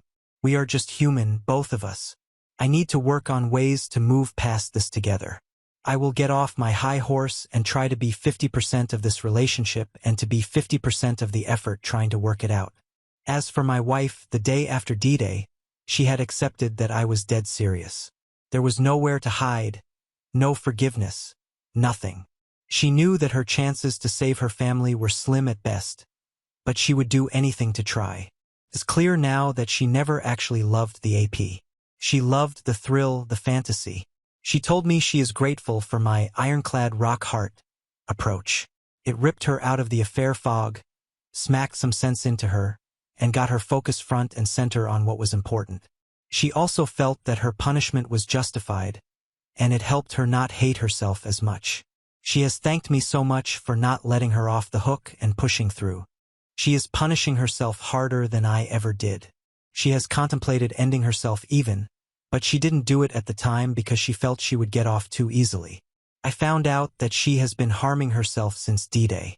She has beaten herself, pinched herself with pliers. The entire backside of her leg is shades of purple. It's one continuous black mark. This is of course not helpful. We have agreed to focus on her forgiving herself. We cannot heal unless that happens. In a way, it's strange. Now that she just wants to punish herself, she has lost all the traits that I fell in love with in the first place. Her humor, smile, well-thought-out opinions, self-esteem, her loving patience, etc. I don't think it's helpful for me to develop any feelings towards her when her punishing herself suppresses the very things I loved about her, the reasons I got together with her and married her in the first place. So all in all, we have made some progress thanks to all the helpful strangers on the internet. We have a long way to go, but we have identified some big hurdles to get past. We actually slept in the same bed for the first time since D-Day, so there is that. It was nice to sleep next to her again. I still love her, and I kinda hate myself for it, but then I think about my kids, and it gives me strength to keep at it.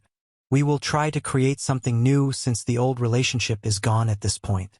After D-Day, I put my wife through hell and became her personal mental torturer for 9 months until I snapped out of it not too long ago. I was looking for any excuse during all those months to not fully commit to reconciliation. My wife was the only one who put in 100% after D-Day. I still loved her and couldn't leave, but my perceived self-respect and my idea of who I was prevented me from accepting that. I tried so many ways to convince myself that the only right thing to do was to leave her, but I just couldn't. My cruelty on top of her infidelity caused great damage to both of us emotionally. I finally came to my senses and understood what I needed to do to start healing both of us. I realized where I was weak and needed to improve.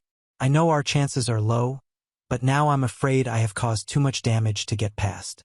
My wife feels that she doesn't deserve love and consideration. Whenever I do something for her, like leaving her flowers from the garden or love notes to show my appreciation, she usually ends up crying. The last few weeks we have made a lot of progress, and things on the surface seem to be improving, but today I found my wife hiding and crying alone. She was appreciative and smiling in the morning. I made her breakfast in bed, but I found her crying after that. It just took all my motivation away, like popping a balloon. I feel totally empty, like all our efforts are for nothing. I don't feel anything other than exhausted and empty, totally empty. Now I am in bed, and I don't even know how to get back up. I don't know how to find any energy to get moving to try again. I can't even interact with my children properly. I just feel empty. So we are separated. We were doing well on reconciliation. My wife did pretty much everything right from her end. She struggles with forgiving herself. Basically, she hates her own guts. On the other hand, I managed to suppress my feelings for a while, and this is the problem right under the surface. My feelings were still boiling. Emasculation, betrayal, lies, humiliation, anger, all boiling right under the surface. As a result, I reverted back to being mean, vindictive, and angry, and I don't want to be that guy anymore. So we have separated to get some space. We will try to get back to trying reconciliation later for the sake of the kids. So that's the status. Sometimes it's not possible to put Humpty Dumpty back together again. I am not hopeful that we will make it in the end. Now on to the next story. Story 6. Ex-wife made a promise that we would live an entire future together, but she cheated on me, so I ghosted her and lived my best life. I first time post here after seeing many posts and thought maybe this is where at 31M would share my story. Been with my soon-to-be ex-wife 28F for 7 years. Married for 5. Due to our job specialties, we never planned to have kids, but we did have lots of great plans for the future, and we never disagreed on any future blueprints or direction we wanted to go.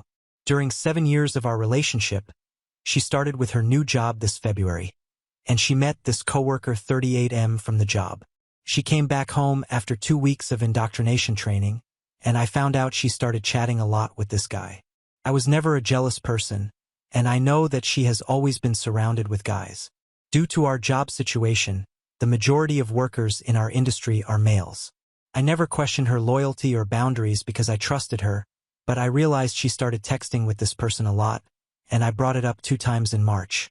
She kept reassuring me that's the guy I don't have to worry about, he's just her friend. That happens to be they have lots of common topics to chat about. They're both Christians, so they talked a lot about the Bible. I'm not religious.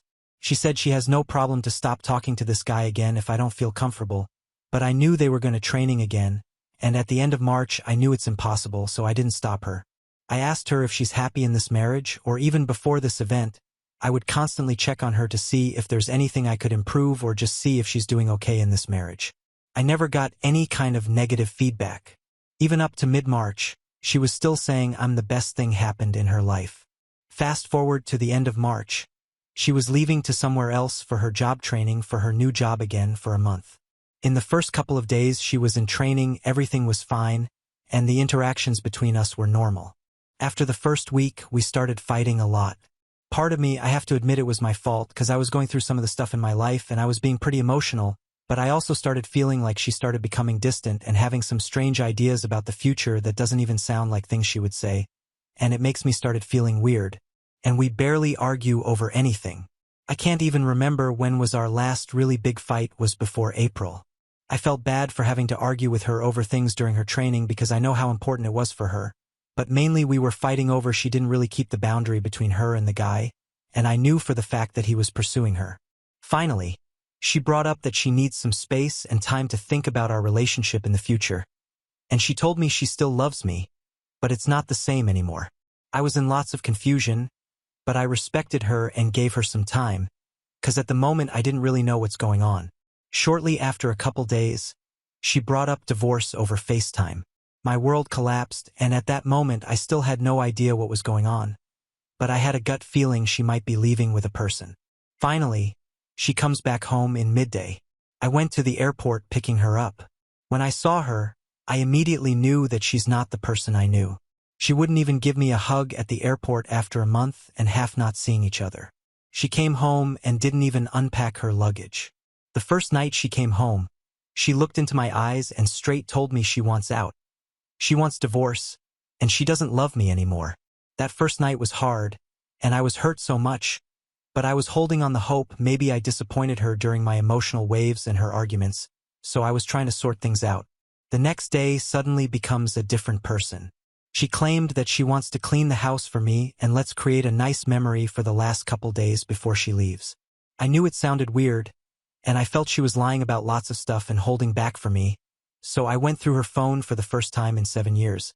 I found out before she came back she was already in a relationship, signed the lease with the guy to move in together. At this moment, it was only a month and a half from she left home in the end of March, and she said to the guy she's willing to give up everything for him to start all over again. I feel really bad till this day to go over her phone because I have never done such a thing in our relationship, and I felt that I have crossed the line, but at the moment I decided to take screenshots of their conversations and pretended nothing happened just to see how far she would push for all these lies she had to me. The rest of the days I kept asking her questions related to her and this person, and of course I never got any truthful answers. So that night when we were talking, finally I got irritated enough. I started questioning her and got mad. She started blaming me on my issues, and that's why we can never be together. She is lying until the very last moment. Even we were having some heated arguments, she then decided to leave that night, and the first thing after she left, I sent her all the screenshots I had and told I already knew everything. It was just I was really trying to see how far she would push this thing. She said they only started their relationship after she brought up divorce, so it's not cheating. She also told me she has been wanting out for the longest time, just waiting for the right moment because I'm very controlling and abusive. Seeing her left and knowing that might be the last time I see this person in my life might be one of the hardest things to see in my life. Until the very last moment, I was almost just asking her to be honest with me and give this marriage some respect. She was the greatest wife for 7 years. I don't understand how she could have changed in such a short period of time, and that until this day still leaves me with lots of confusion and questions. I know all the past and the love she had for me was real, but how could that just disappear like that shortly after she met a person and everything went down the drain? Recipe for failure. As I said though, if something doesn't make any sense at the end of marriage and you literally get everything, that means she feels you deserve it and that she's guilty. It's an acknowledgement that she herself knows you're not to blame even if she says so. Update. Okay. I know it's not exactly 6 months from when I posted, but it has been almost 6 months since the day I thought my world collapsed. Our official marriage termination date is coming up, so I thought I would share some experiences on this journey of recovery. I've been really focused on myself and thriving in my life ever since this happened. I have been traveling around the world: Hawaii, Amsterdam, Vietnam, Taiwan, Australia, Norway, Germany, and I still have another trip planned to go to Korea and maybe one more place that I don't know where yet. The job has been awesome and I think it is already well established. I don't have to worry about where I go or what I'm doing to do with my career. I have been hitting the gym 5 times a week, also eating well, trying out lots of new recipes while I'm cooking so I can expand my cooking profile. I also reconnected with lots of old friends and made some new friends. I've been looking for myself and trying to build a whole new life without letting my old life and memories trap me in the past. Do I miss her from time to time? It would be a lie if I say I don't. Do I still think about what happened or the things and dreams we had? Yes, I still do. I remember when I was in Oslo, where we always wanted to go, I took a picture, and out of nowhere I thought of her. I didn't feel sad. It was just a weird moment that reminded me of her. The first 2 months from the moment she told me she wanted to divorce to she came home, I found out she was already in a relationship with this person. It was hell, I'm not gonna lie, but on my birthday in June, I told myself it's the first day of my new life, and I promised myself 1 year from that day looking back, I'll make myself proud. It has gotten a lot better and less frequently I would think about everything in my mind. Even when I do, it's not painful as it was. It took me a while to forgive myself, and I even realized I have forgiven her or even AP as well. I don't feel hate or anger towards them anymore. I actually wish them the best and their relationship goes well if this is what both of them wanted to pursue in their life. I had lots of hate, wished bad things on them, or just wanted their relationship blows up, but I realized how unhealthy that was, and it was only holding me back from becoming a better person. At the end of the day, I also don't want that happen to anyone. I'm not perfect, and there were things I could have done better in that relationship. I learned from that lesson, then move on. I also realized that the true acceptance of everything is nothing about her bothers me anymore. I feel somewhat normal now. I still don't know what future holds or what is going to be my new life goal yet. I know I'm already blessed with this case that I still have my house, cars, and all the savings, SL investment untouched, so I can easily plan on lots of things that I want to do. I have gone out with a couple girls, but as of now, I think keeping myself single for a while is healthier for me until I meet the right person, and I'm sure I'll know someone. Once told me this might seems to be the worst thing ever happened in your life at the moment, but it could lead to something end up being most wonderful to us, a bless in disguise if you will. I was reflecting everything that has happened after she left. Emotionally, I wasn't in a great place, but looking back, everything has happened ever since was actually all positive and bringing my life to a better direction. I hope this brings all of you some positivity as we all needed to move on if you will. The best revenge is a life well lived. Maybe one day she will see how you are doing, what you look like now, you are hitting the gym hard, how well your life is going with your job and wealth, and then maybe she feels sad by seeing what she missed out on. Should not be your goal ever, but it would be nice. One thing is bugging me regarding her wanting to be divorced as soon as possible to remarry again. In the back of my mind, I'm thinking she may be pregnant and wants to be married before birth. Oh well, whatever, not your problem anymore. Keep up the good life, you are doing great. Now on to the next story. Story 7. Read my wife's diary revealing that she secretly hooked up with her ex while we were dating and still fantasizes about him. Before I share my story, my main question is, have you had a spouse or partner who you learned was deep in fantasizing about other people or relationships, although maybe not necessarily currently cheating? How did you work through that and feel comfortable in your relationship? For my story, it's been almost exactly a year since I started learning a lot of hurtful things about my wife and our marriage. To get to the point quickly, my wife eventually admitted to me that she had been lying to me for 20 years, and that when we were first dating and seemed to be exclusive, she slept with her ex one more time and she also made out with a random guy at a party. She had lied about this for 20 years, so much so that we had a relationship anniversary that we celebrated for nearly 20 years that commemorated a date before those incidents. She also lied to my face about it multiple times a year ago for weeks, letting me believe I was going crazy because I didn't trust her. During that tumultuous time a year ago when she was lying repeatedly to me, I did something wrong myself and for the first time ever read parts of her journal. I was going to just glance at it, but the first thing I saw was that a few months prior she wrote that she was feeling unsatisfied in life and was infatuated with someone but didn't know how to work through it. I later learned that she was infatuated with a work colleague, and she told me that it was just a strong physical attraction but that nothing inappropriate ever happened or was, and later the guy left her workplace for another job. In one journal entry from a few years ago, she had met a man at the gym who she thought seemed flirtatious with her, and she wrote she was intrigued by him and could be better friends with him as long as nothing awkward evolves. She also wrote that she wouldn't mind me being jealous because maybe it would make me appreciate her more. Later she wrote that my mind takes my body to forbidden scenes that could occur but likely not, and that other people show interest in her and that she feels guilty, but I was stressed with work and not giving her enough attention and she lounges for excitement and breathing heavy like you mean it. She wrote, I feel guilty, but I'm sure other women sometimes fantasize about another man. I brought this up to my wife later as well, and again she admitted that she fantasized about this guy but that she never cheated and would never cheat.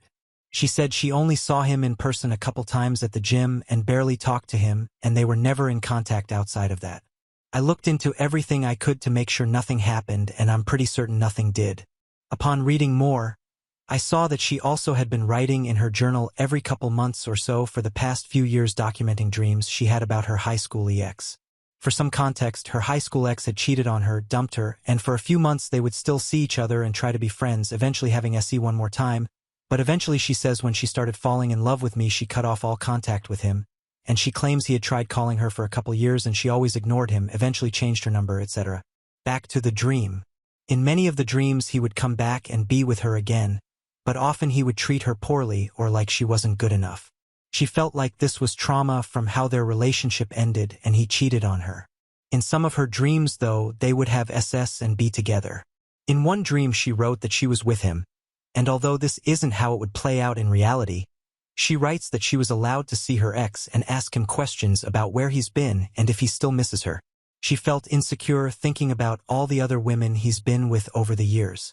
They laid together in a bed and he took her shirt off and they mourned together. She wrote that in the dream I was there to the side as if I understood that they still weren't over each other. She then writes that she rarely thinks of her ex during waking life other than on occasion when she hopes he regrets how he treated her, and she hopes he secretly still carries her with him too. In another dream when she's pregnant with our child a few years ago, her ex comes back to her and is dismissive about her being pregnant because he knows the child is mine, her husband's. In other dreams she writes about how she feels insecure about all the other women she imagines her ex has been with over the years. She writes that she's idealized him over the years. She had also fantasized about her memories with him before, even after we had been married for many years. Again, writing that she needs closure.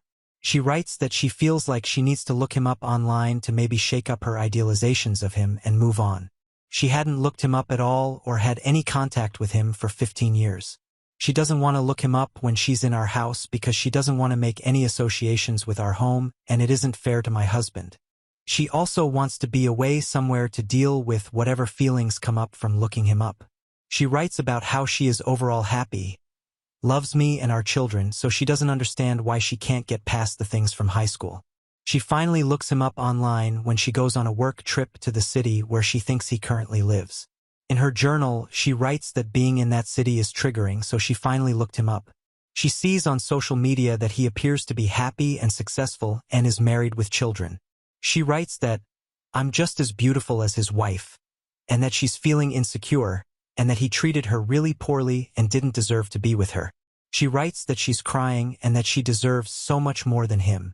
She's worthy of more than he can ever offer, and she deserves me, her husband, and her children, and we deserve the best of her, and she needs to leave this all behind in this city. When she comes back home, she writes that she doesn't want to talk to him, but she wants to live her own life. She writes that she's proud of the person she is and became, and she hopes he still looks her up and feels bad for how he treated her and he lost his right to know her long ago.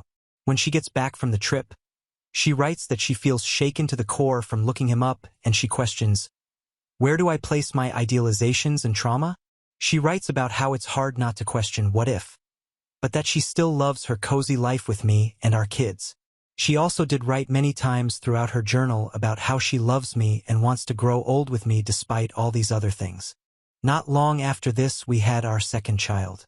I admitted to my wife that I read all of this and I apologized for deeply invading her privacy. We had a lot of tough conversations for months about a lot of this. I processed the actual infidelity from 20 years ago first for a while, but then my thoughts started to dwell on her fantasizing about other men and especially her attachment to her high school ex. She told me that she knows she wrongly idealized her ex. She knows he was an a-hole and was toxic, and that she's thankful for me in our relationship, and she loves me and doesn't love him.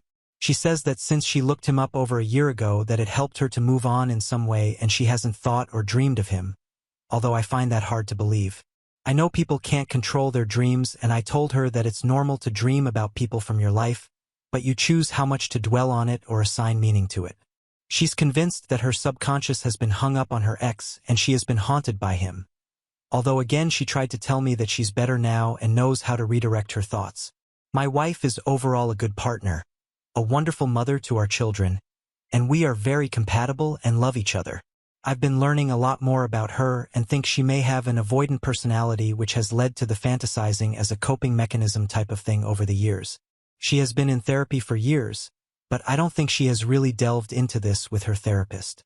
She seemed to not know anything about it when I talked with her months ago about it, so I'm hoping she's maybe tried to be more introspective and understand where those fantasies come from and her tendency to blame it on me or feel like I'm not good enough for her or something is missing. Do I just need to continue to forget about it and get over it because I can't know what she thinks and shouldn't worry about it? Or is there anything I can do or that you've done in a similar situation? Edit. Honestly, part of what bothers me so much about her ex thing is that her ex was a really gross, horrible guy. She admits he was a crap to many people in high school. He's had substance abuse issues back then and later on in adulthood. He was definitely not on the same level of intelligence as my wife and had no real future plans. Her high school relationship with him was very toxic too, where they were together for a couple years but broke up and fought frequently, and eventually he cheated on her and may have more than she knows. After cheating on her, he said horrible things to her as well. She's told me all this and seems to know it's all true, but she still says she's idealized him, and I'm like, what the heck does that mean? She told me that not everything about him was bad and that she's thought about the good things about him also. Even though he's married now, I had found online that he's been married multiple times, has kids with multiple women, and still seems to be a mess. Wouldn't be surprised if he's cheated on other women since. I told my wife this in one emotional conversation, maybe not the best idea, but I was trying to see if I could open her eyes to anything she's never thought of. She isn't very good at researching or thinking deeply about things, and that's why I doubt she really has good conversations with her therapist about this stuff either. That's part of what's tough for me. I want to know if she's really trying to be introspective and change her ways of thinking or if she's just trying to forget about all of this and move on. But I'm not her therapist, so I can't know, and she never tells me anything about it. I haven't brought any of this stuff up for months, by the way. I just feel depressed about it from time to time by myself. I've almost wanted to ask her what the good things about him were, but I feel like that's a bad idea in pain shopping. I do know that she was infatuated with him, and I think she was wildly attracted to him, and while she's attracted to me, I honestly think she was more to him. My guess is also her longing for the excitement and passion of a high school romance. The fighting and toxic parts probably made it feel so much more powerful and emotional, but I don't know for sure because I don't think she even thinks about it in an inquisitive way. I asked her about looking him up in his city, and she said she was worried she would accidentally run into him and she wanted to see if he was there to avoid him or something. Doesn't make that much sense in a major city, but my wife is also sometimes very logical. I trust her slightly more on this because her earlier journal entries from months before she looked him up said that she was feeling like she should maybe finally look him up so it could help her to get the high school image of him out of her mind and show her reality, but that she didn't want to look him up at our home because she didn't want to build an association with him in our home, and she also wanted privacy to deal with whatever comes up after looking him up. She also was only in that city for less than 2 days for a work conference which she was very busy at, and it turns out that he moved away from that city years before, so he wasn't even there. I asked her what if he had been single, and she said she actually assumed he was single because he was an a-hole. She said she never would have reached out to him. I just have felt depressed about all of this and keep having it resurface in my mind, plus the thoughts of the beginning of our relationship and her secretly still seeing her ex while dating me. It's just the combination of all the things that's so difficult. It's also kind of been hard for me to manage because I've never been one to fantasize. I honestly haven't really known anyone well enough that I find to be as attractive to me as my wife. Of course, I see many women who I find attractive, but I've never felt infatuated with anyone I know in real life other than my wife. I'm sure if I happened to work closely with someone who I found really attractive it could happen. It just never has in 2 decades. Update 1. For those who are comfortable sharing, do you have an ex from long ago who cheated on you that you still feel hung up on consciously or subconsciously even if you've been in a long relationship or marriage since then? Has it affected your later relationships? Do you feel like you ever idealize your ex in your memories or fantasize about them? I ask because I somewhat recently learned that my wife has been hung up on her ex from nearly 20 years ago who cheated on her, and we've been together ever since.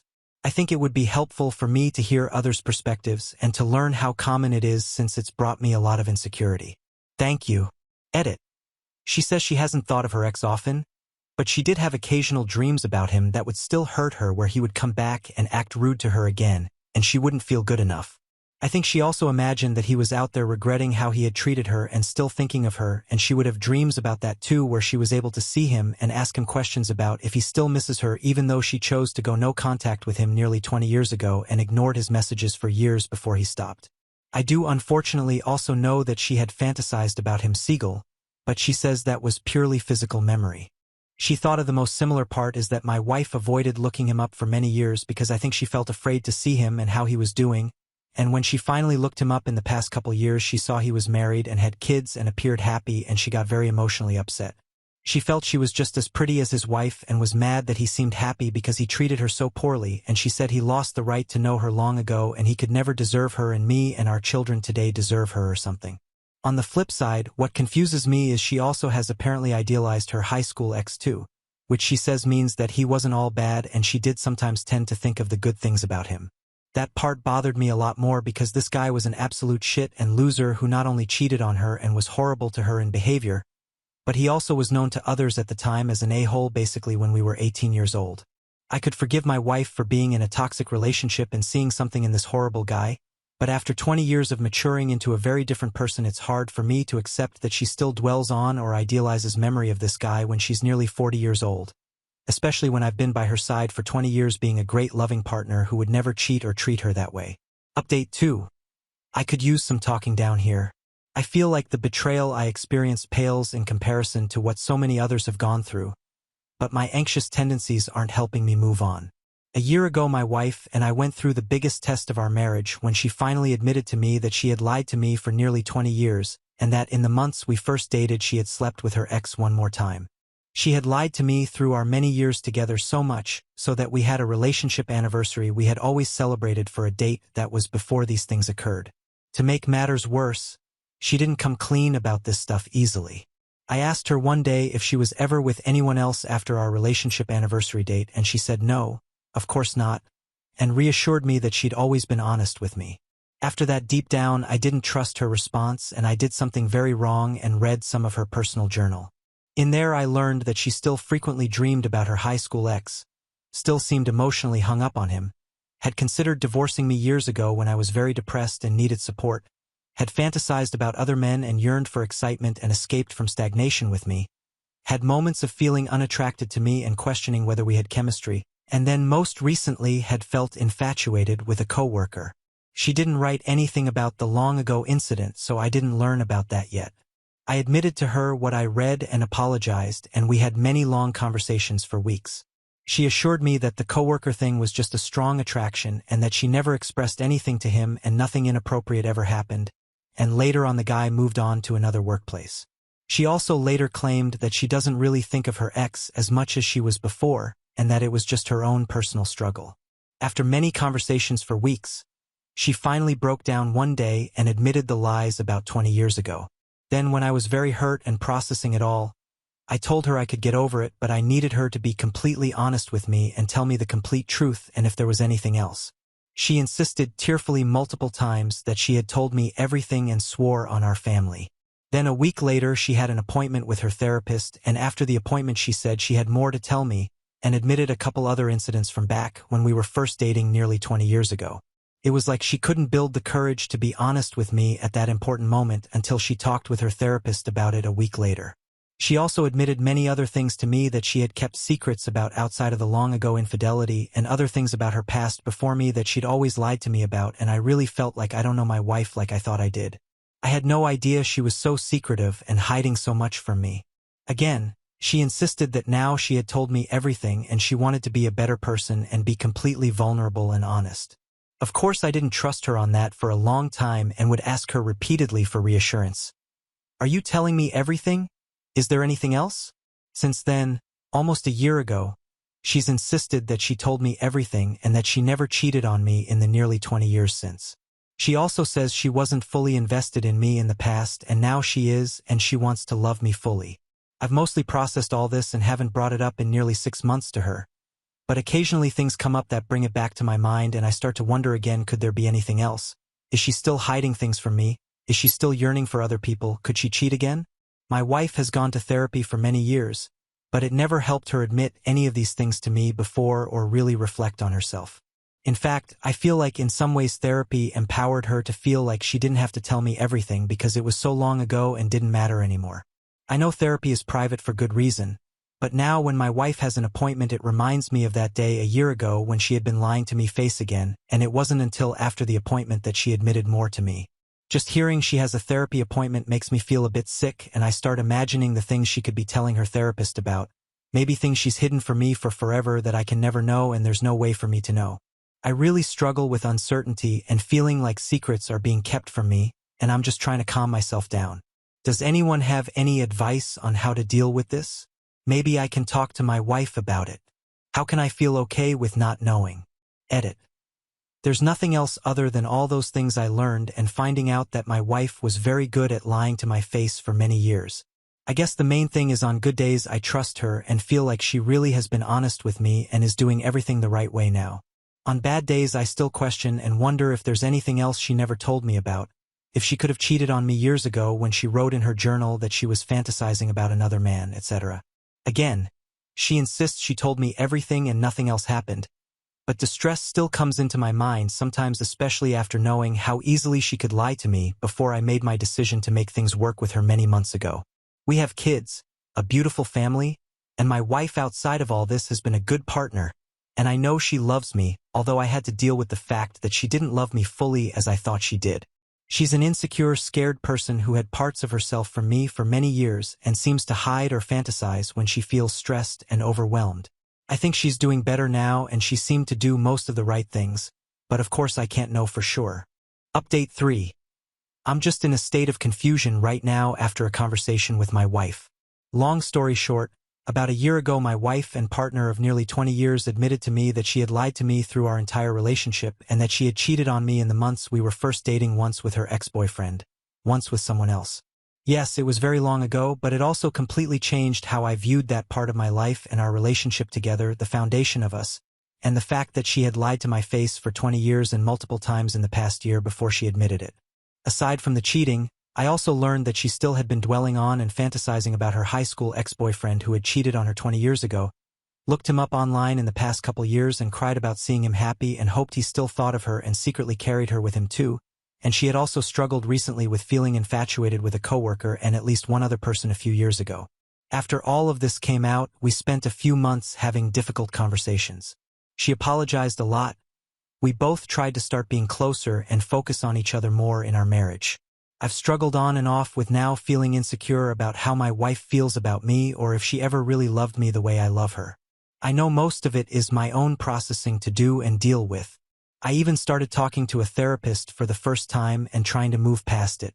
Overall, I'm in a much better place than I was a few months ago, but every once in a while I do start to think of things again. Think of how she cheated on me when I was blissfully unaware and in love with her. Think of her feelings for another person from the past when I have no one but her on my mind. And now that it's been a year since it all came out, I've been thinking about it and reflecting more again. We haven't talked about it at all or had any deeper relationship conversations in a few months now, and since I've been feeling reflective and somewhat anxious about it again, I thought maybe it's time to try and check in with her and talk about it some and share how I've been feeling. I know from all our difficult conversations a year ago that she gets very defensive and scared having to talk about this stuff, and she doesn't like to feel like I spring the conversation on her out of nowhere. This also makes it hard for me to want to bring things up to her because she's had a tendency to get a little upset and say that it feels like nothing she does is ever good enough. So tonight I decided to gently mention to her that we haven't really had a deeper conversation in a few months about us and our relationship, and I thought it might be good for us to connect more on that sometime soon. She then started saying that she feels like everything between us has been really good, and she's surprised to hear that I don't think things have been good. I told her that I never said anything about things not being good. I just thought it could be good to talk and reflect more on things. She then started asking me, "Don't you think we've been closer?" I said, "I think so, yeah." Then she acted annoyed like, "Oh, so you aren't sure?" She then mentions how she could tell I was feeling anxious the other day, and she asked me on our way to dinner if I was okay, and I said I was. She says it feels like I'm playing a game, and we had all of these difficult conversations last year, and it's triggering for her and puts her on edge when I suggest that we talk more. She feels like nothing she does is good enough. At this point, I'm just feeling like crap. I tell her I was trying to approach this simple thing in the most gentle way for her, and the way she had expressed would be helpful in the past. But now it's turning into her feeling bad and saying that nothing is good enough for me. It feels like she always makes herself to be the victim, yet I was the one who was lied to for 20 years. She then starts to say that she thinks we should focus on the positive. Maybe we can have a conversation but make it a fun date night and keep things positive, be positive about us. I told her it's all positive because it's about us trying to be closer and communicate better. That's all I was trying to propose, and that we clearly need to work on communication because I would prefer to be straightforward and talk about things openly. But I was trying to do it in the way that would make her feel less triggered and defensive, and somehow it still ended up that way. Then we ended up ending the conversation both a bit frustrated with each other and feeling bad. I don't know, I want to be angry, but I just feel so defeated after conversations like that. I feel manipulated. I just want reassurance and comfort and safety. Am I doing something wrong? Edit. She isn't malicious. She's just scared and sometimes lacks emotional maturity and strength to support me because she feels like she can't even support herself, which is in itself a defense mechanism for her.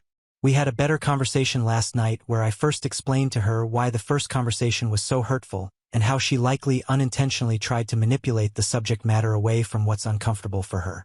She seemed to soften and understand and apologized for how she responded before, although she continued to insist that it was a misunderstanding on her part, that she thought I was trying to criticize how things are going currently between us or rehash all of the old things we've talked about. I told her in the moment of that first conversation that wasn't the case and she wouldn't listen, but whatever. She has this tendency to get defensive as first and then the next day come around and be willing to talk more.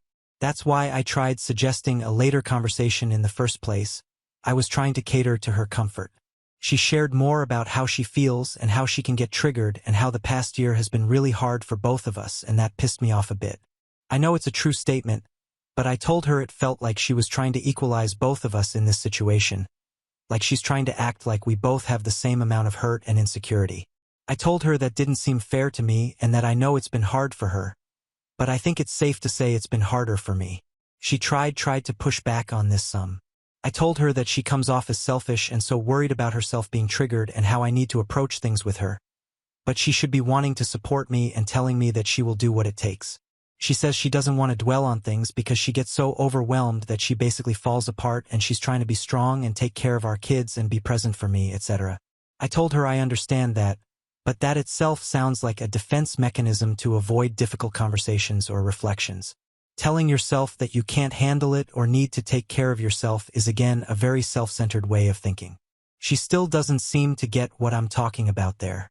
I asked about if she's learned and grown in the past year like she said she would, and she says that she did work on it in therapy and talk about focusing on me and our family being the most important things to her and wanting to be better for me.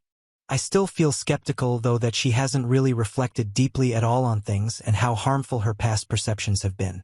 In the past year, I've read countless articles about trust, cheating relationships. I've made tons of posts on Reddit and talked with so many strangers to try and process all this and understand my wife, myself, and our relationship better, and I feel like my wife hasn't done any of that. She just has talked to her therapist a few times. That does bother me because it doesn't feel like she's really that interested in doing the work like I am, but I don't know what I can do about that. She seems to think she's changed and is better and doing better and we're doing better, so everything is okay. I mentioned that it felt like she was rug sweeping in our first conversation, and I asked if she knew what that term meant, and she didn't. That kind of told me that she probably hasn't read much of anything in the past year about cheating and how to support your partner. Maybe I'm expecting too much. After our conversation last night, she texted me and said that she felt like we've been closer than ever, and so it hurt her to hear that my gut reaction wasn't quite the same. I told her that I do feel we've been closer, but that in the past when I thought we were close I had no idea that she didn't feel that way. I even addressed all of this with her a year ago when all of this came out. I told her that I was happy we were doing the work together to be closer and get through all this, but that I did have a fear that when things seem to get back to normal that she'll secretly still be withholding things from me, lying to me, being unhappy with me, fantasizing about other people. Maybe she isn't doing those things and that's why she's frustrated. But how am I supposed to know? She never speaks up and reassures me or tells me explicitly that I have nothing to worry about and how much she loves me. To add to that, when we had all these difficult conversations last year, she did act truly remorseful many times and said she wanted to be a better person and she realized how wrong it was how she lied to my face so many times and for so many years and she wanted to be better. She's been in therapy for many years, so I assumed that she would be talking to her therapist about all this and doing more self-reflection and growing. But in the past year she's never once told me anything about any self-reflection she's done or anything she's learned about herself or any specific thing she's doing in that regard other than just being closer with me. So that was part of what I hoped to ask her about to calm my anxieties.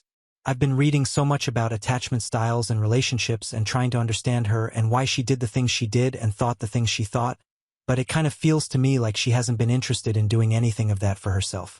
Update 4. I'm frustrated still that it feels like she doesn't really get things and won't put in effort like I do, but also we've been doing well, and I know that my anxieties and insecurities are still things that are mine to deal with. I told her that in the past I felt like things were going well between us even when she was still lying to me. So that's why it's hard for me to feel completely sure or comfortable. I also asked her again if there was anything else she hasn't told me or that she's thought of, and she said no. There's nothing she's hiding, and she told me everything in our many conversations last year. I'm not sure if there's anything else I should do, or if I should continue to try and move on and just be happy with us. I do have some reservations still about her defensiveness and seeming lack of introspection, so maybe marriage counseling could help, but I also sometimes feel hesitant to initiate that in case it makes things somehow worse or if a therapist doesn't respond how I think they will, etc. Edit. I don't question if my wife loves me overall, I just question her maturity and ability to really reflect and think deeply about these things. I also think because she's afraid that she's always been a bit self-centered in certain ways, so I don't feel like she secretly has never loved me or anything. I think it's apparent she does, but her own insecurities, anxieties, and coping mechanisms have led her to dwell on people from the past or imagined fantasies of other men.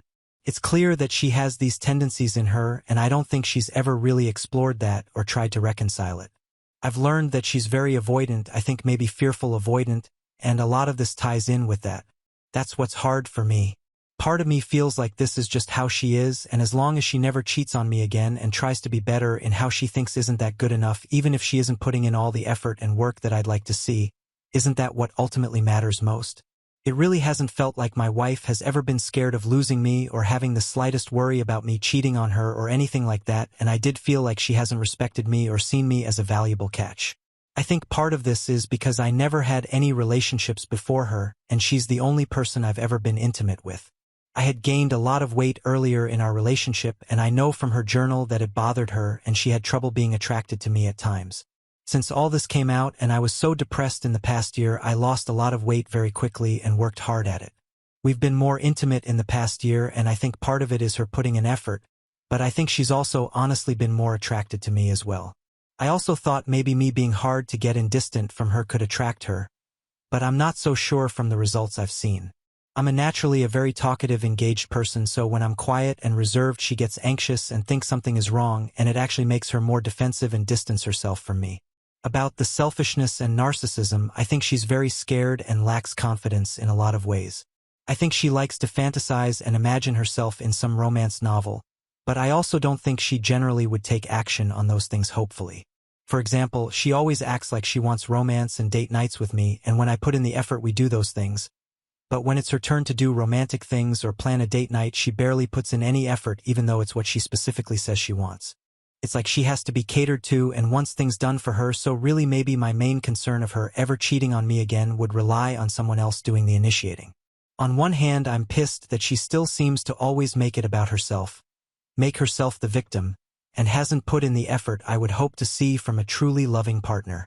On the other hand, even if she has these self-centered tendencies and shortcomings, in my view, she can still be a good partner in action. We can still be good to each other in daily life, be intimate with each other, have a good marriage overall, right? If I can just accept that she has issues that she's not willing to fix, but as long as they don't lead to any bad actions, even though she's self-centered, she always eventually comes around when I make my point more clear, tell her more explicitly how I feel. She'll then apologize and say she's sorry she hurt me so much, and she'll engage somewhat in the ways I ask her to. Is that enough, and do I just let it go, or do I push for more? That's what I'm struggling with. Now on to the next story. Story 8. Husband and stepson lied about an Ivy League and stole the inheritance money I gave them for tuition. I caught them using it to chase a dream instead. Now I'm leaving and taking back every penny. I 40F. Came into quite a lot of money after my aunt passed away and left me everything a couple of months ago. She passed away 6 months ago, and 3 months ago I received all the money that she had left for me and inherited her house as well, which I had been planning to sell, but now I'm living here. My aunt and I had always been close, and even in her last few days, I was the only person who was regularly visiting her and taking care of her. She had been diagnosed with pancreatic cancer a couple of years ago, and I had tried my best to be there for her, so it was no big surprise that she had left everything to me, since she did not have any family of her own. She never married and never had any kids. She left a couple of other things to my mother, her sister, and a couple of other family members, but most of it came to me, and I will forever be grateful for it. I am an art teacher in middle school, so naturally, I don't get paid much. I also conduct classes for elderly people in my free time, but that also does not generate enough revenue for me. Lately, I've been saving up to buy a car, something that I have wanted for a long time so that it can make my commute easier. I have to take the bus to school every day, and I did not have a problem with it earlier, but recently I have been having a lot of problems with my back, and the bus seats are really uncomfortable, so I can't deal with that sort of discomfort anymore. Besides, I'm in my 40s. I think it's about time that I get a car of my own. I thought I would buy it with the money that I got from my aunt, but then my husband told me that he wanted me to invest that money in my stepson's education. My husband, Sean, 43M, and I have been married for 2 years, together for 5. I had never been married before, this was my first. I have had relationships in the past, but Sean has been the person that I have connected with on most levels. He and I matched on a dating app, and that's how we got together. He is a widower. His first wife passed away 12 years ago, leaving him with her stepson Mitch, 17M. I didn't really have a problem with the fact that he had been married before and had a son from his previous relationship as well, but after we got married, I learned that I was not only expected to be his wife but also a stepmom to Mitch, and I meant that in a financial sense of the word, not emotionally. Because when we met, Mitch was already kind of mature, he was 12, and he was old enough to make up his mind about whether he wanted me to be his mother or just his father's wife, and he picked the latter of the two options, which was fine by me because he did not really try to connect with me anyway. We were cordial, he was nice to me and I was nice to him because he's a kid and I am used to teaching kids around his age, but there was always a line, a boundary that was not supposed to be crossed, and I kept it in mind whenever I was interacting with him that I was only going to be nice to him, but I would not try to replace his mother. He had made it very clear to me that I would always be Tanya, my name, to him, but not his mom, and I respected that. What I thought was kind of unfair was that Sean never really tried to build a relationship between the two of us, but when it came to helping out with the finances, I was always expected to contribute to things that had to do with his son. So it felt kind of weird that Mitch did not consider me his mother, he did not treat me like he would have treated his mother, and Sean did not even seem interested in trying to build that sort of relationship between us, but then I was expected to contribute to his tuition and everything. It did not make sense to me, and I don't know if I'm just being a little too touchy about this, but it was like I was being forced to fund and raise a child that was not even mine, and I knew for a fact that this boy would grow up but never treat me like part of the family. And it wasn't as though I had not tried to build a mother-son relationship with him, but he was really shut off and I could understand that, but I just did not feel that it was fair for me to contribute to his expenses since I was already not earning well enough. I had even discussed this with Sean in the early stages of our marriage. I had told him that I wanted him to speak to his son and at least make sure that he put in an effort to build a relationship with me, or I would find it very weird to contribute to his expenses when he treated me like a stranger, and he got really pissed at me.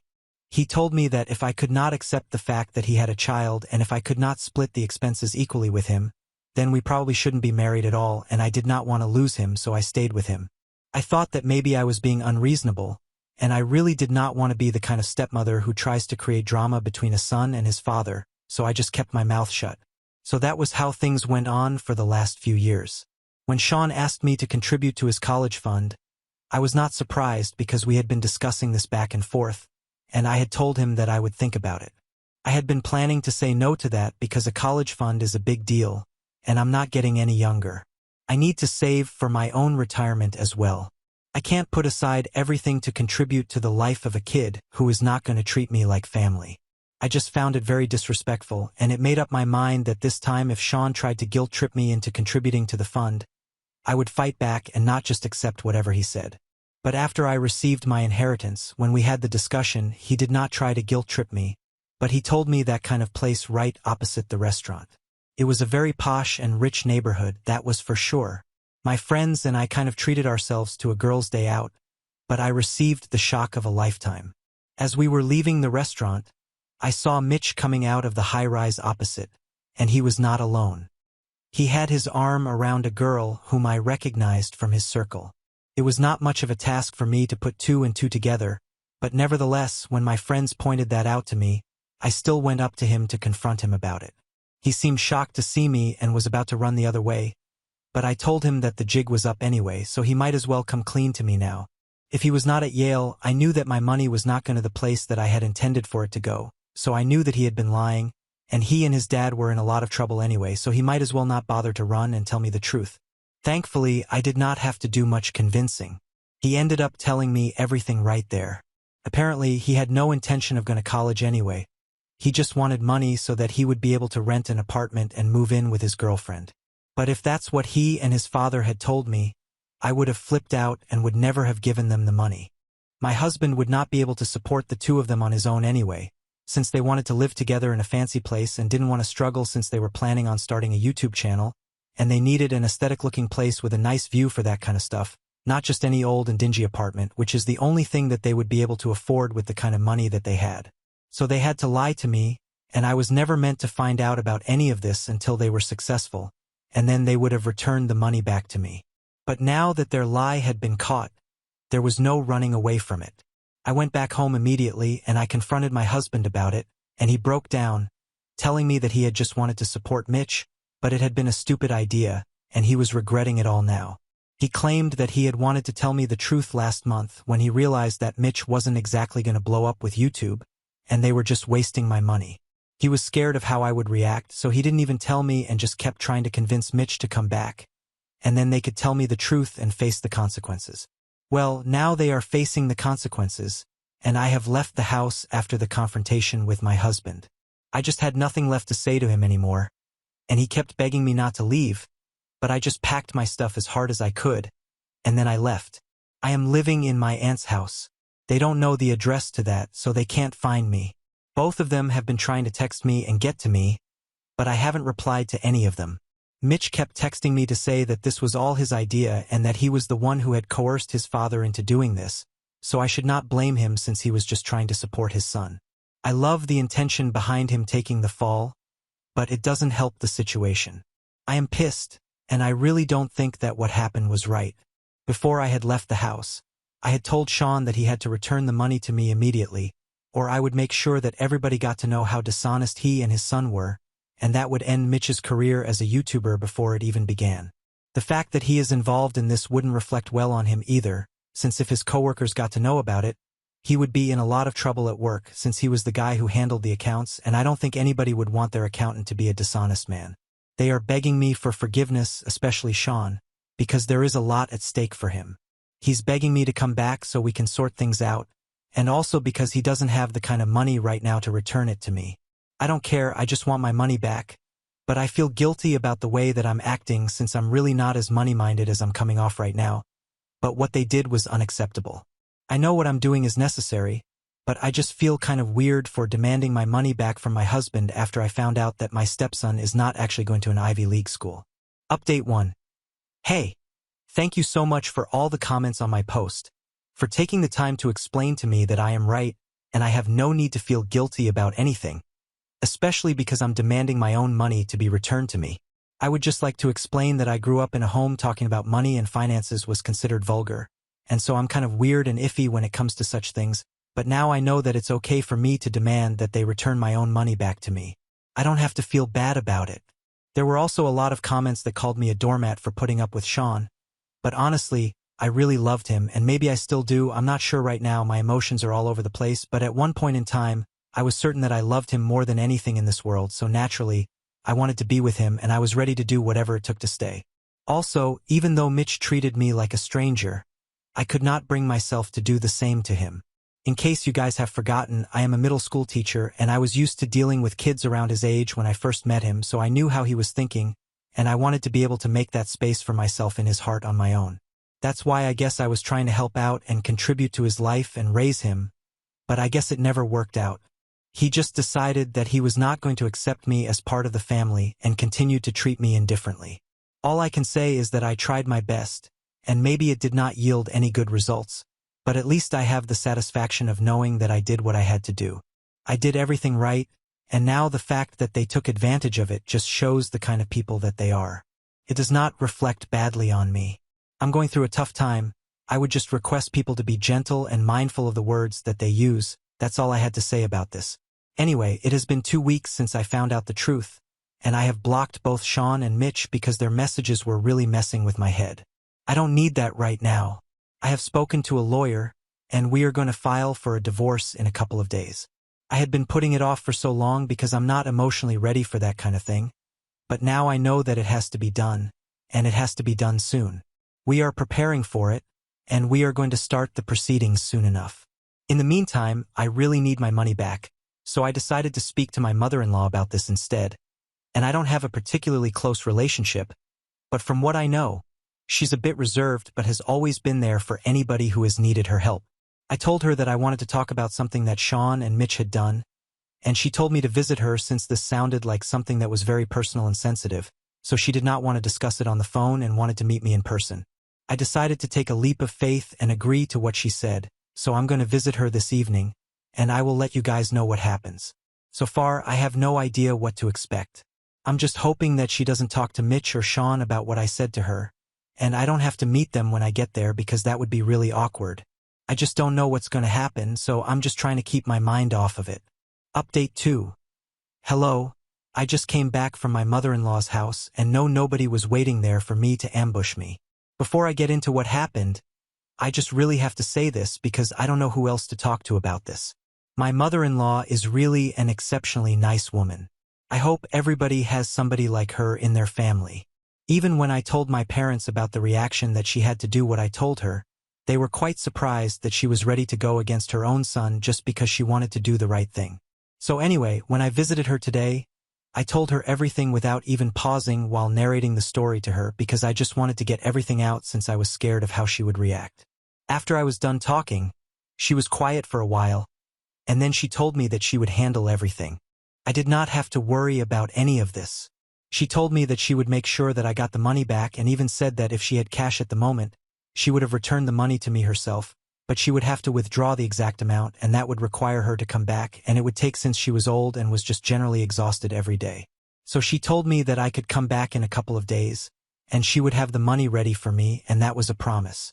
She promised me that she would make sure that her son did not cause too much trouble for me during the divorce since he had done enough. I almost had tears in my eyes because she was being so supportive, and I really hadn't seen this coming. So she even comforted me and told me that she was going to try her best to be there for me even though we were not close. But she knew that what her son had done was really messed up, as well as what her grandson had done. When I told her that I'd been talked into covering the expenses for Mitch so far as well, she was really outraged and told me that that shouldn't have been the case because as far as she knew, Mitch never treated me like family. Even Sean had spoken to her about it and said that he didn't want to get into it because he did not want to make it seem he was taking my side over his own sons and did not want to get into the drama, but making me feel guilty and then talking me into contributing to the family expenses even though Mitch did not even treat me like a family member did not seem fair either. She assured me that she would try her best to fix things, and that gave me a sense of hope that maybe things were not going to be as bad as they are right now. If not for anything else, I would at least get my money back soon. Update 3. Hey, it's been a big week for me. I don't even remember how many days it has been since I left my house. Probably a little over a month. This week I filed for divorce. Sean is going to be served with the papers in a couple of days, and I also got my money back, thank God for that. My mother-in-law told me that Sean had refused to send her any money since he had to look out for himself as well, and he is not contractually obliged to give anything back to me. It was just my words against his, so he was not scared. I can't say that I was surprised, but I'm thankful that my mother-in-law was nice enough to return the money to me from her own pockets. She did not need to do that, but she did, and I really appreciate that. Sean and Mitch stopped trying to reach out to me after I blocked the numbers, even though they could have emailed me or something, but they did not try anymore, and I don't know if I should be relieved or upset that Sean has not bothered to reach out to me. I'm still confused about how I feel right now, but I don't have time to think about these things because I still have to go to work and do all the work around the house myself. My aunt used to live in a considerably spacious house, so there's a lot of cleaning that I have to do. I also have to cook for myself, which takes up a lot of my time and energy, and then there's laundry and so many other chores, all of which I have to do on my own. But at least with this freedom comes the sense of knowing that I'm going to be able to do it eventually, and I don't have to rely on anybody, especially Sean.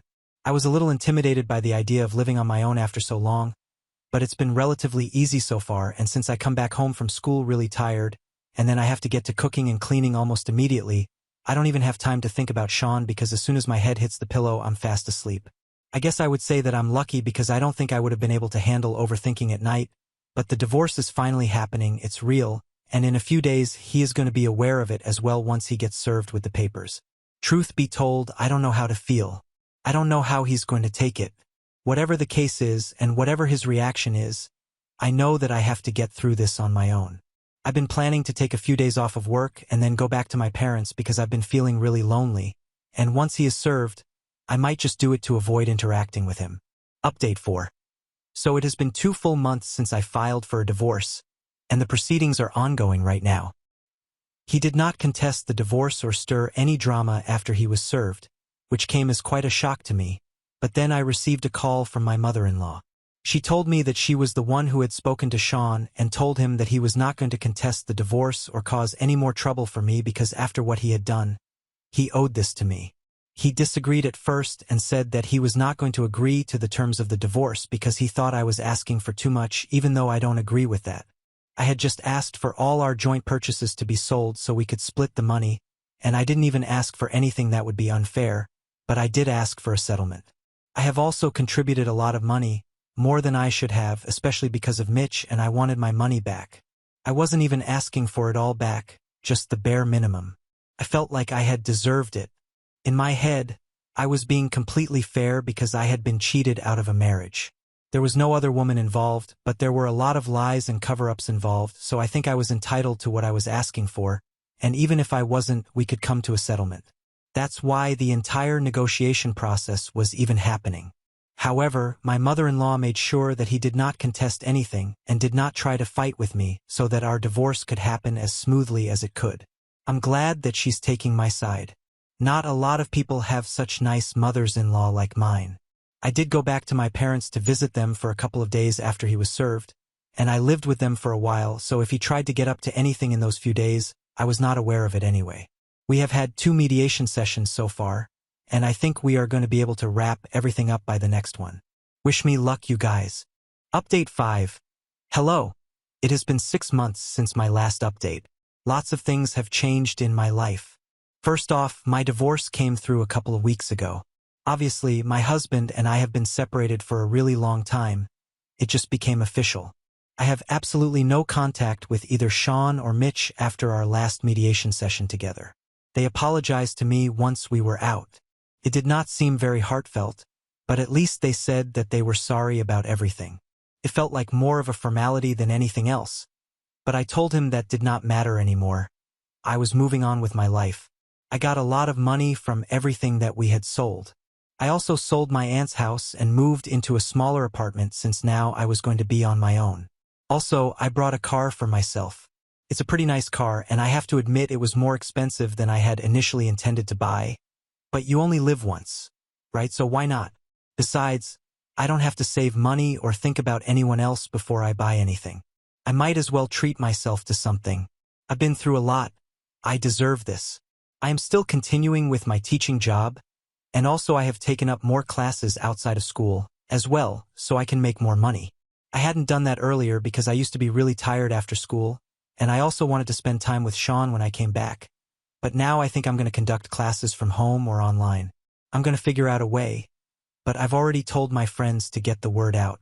I'm going to stop restricting myself. I'm going to live life for myself and on my own terms. So far, I've been worried about so many things like my family, my husband, my stepson, my future, and whatnot, but eventually nothing went according to plan, so now I'm going to try and not plan stuff and see how it goes for a while. Thank you so much for caring about my life. I hope I have a much better update for you guys in a couple of months. Now on to the next story. Story 9. Blacked out at my husband's best friend's house after drinking. I have a terrible feeling that he assaulted me, but no one will tell me anything. We're all in our late 20s. We were having a movie night with some friends, his high school best friends that we still see pretty often, Jack and Brian. Some background. Jack, Brian, and my husband have an immature pretend to be gay for each other dynamic. Sometimes I think it comes from them playing water polo in high school. Nothing that actually crosses a line, just jokes. Jack and Brian are single. Jack has always been kind to me, very gentlemanly, offering a spare jacket when I'm cold. Small stuff that a good host would do. Infrequent compliments on what I'm wearing or my wit, subtle emotional attributes, etc. I assume that's just how he is with women. When we hang out, Jack tries to get my husband and I to stay as long as possible but doesn't care much when Brian leaves. Even when we're playing video games online, Jack tries to get us to play as long as possible, but he also doesn't drop everything to hang out with us. We recently learned that more than one of Jack's friends have fought him because they thought he was trying to hit on their girlfriends. His friend also mentioned to us that he's into women who are unavailable. One night recently, we were in the hot tub, and Jack was trying to explain some swimming mechanics, but I just wasn't getting it. He asked me if it was okay if he touched my leg to show me, and I said sure. I probably shouldn't have said yes, but it felt platonic and like it would have been weird to say no. Back to the movie night, we were drinking a bit. My husband has been waking up earlier lately, so he fell asleep around 10:30 p.m. He often falls asleep when we hang out with Jack and Brian, and it hasn't been an issue before. He told us to wake him up when food comes. When the food came, I tried tickling my husband's hand a ton and saying his name, but nothing was working. Then Brian started getting close to my husband's pants, and I think tickling his legs, subtle hips. I told him to stop. I think Brian perceived it as a joke, and since he felt it was a joke, I thought maybe it wasn't that serious. I didn't want to be the controlling wife and ruin their joke. Subtle make it a weird moment, so I just stayed quiet. If they took his pants off, I'd definitely say something. When I wasn't looking, Jack took my husband's belt off and bragged about how he could do it with one hand. That's when my husband woke up. He grabbed my wrist and angrily said my name. "You know better." I said, "I know better," and stormed out. He followed me out to talk to me, but I locked myself in the bathroom. I needed space. I was really embarrassed and angry at the fact that he grabbed my wrist. He essentially assaulted me in front of his friends. Legally speaking, any unwanted physical contact done in a rude, angry manner is assault. He was essentially suggesting that I was taking his pants off in front of his friends / doing sexual stuff in front of them, which is embarrassing and made me feel vulnerable, subtle, uncomfortable. He blamed me for that entire thing. When I tried to stop it, I could have done more. I know it was weird, and I have a tendency to doubt my gut. After a little while in the bathroom, I went downstairs. I went back to where we were hanging out after a bit, and my husband had gone into a spare room to sleep. I went to check on him, and he wanted me to stay with him. I wasn't sleepy, still needed space, and didn't want my night to end on such a bad note, so I went back to hang out with our friends. He really didn't like that and called my phone to tell me to come stay with him.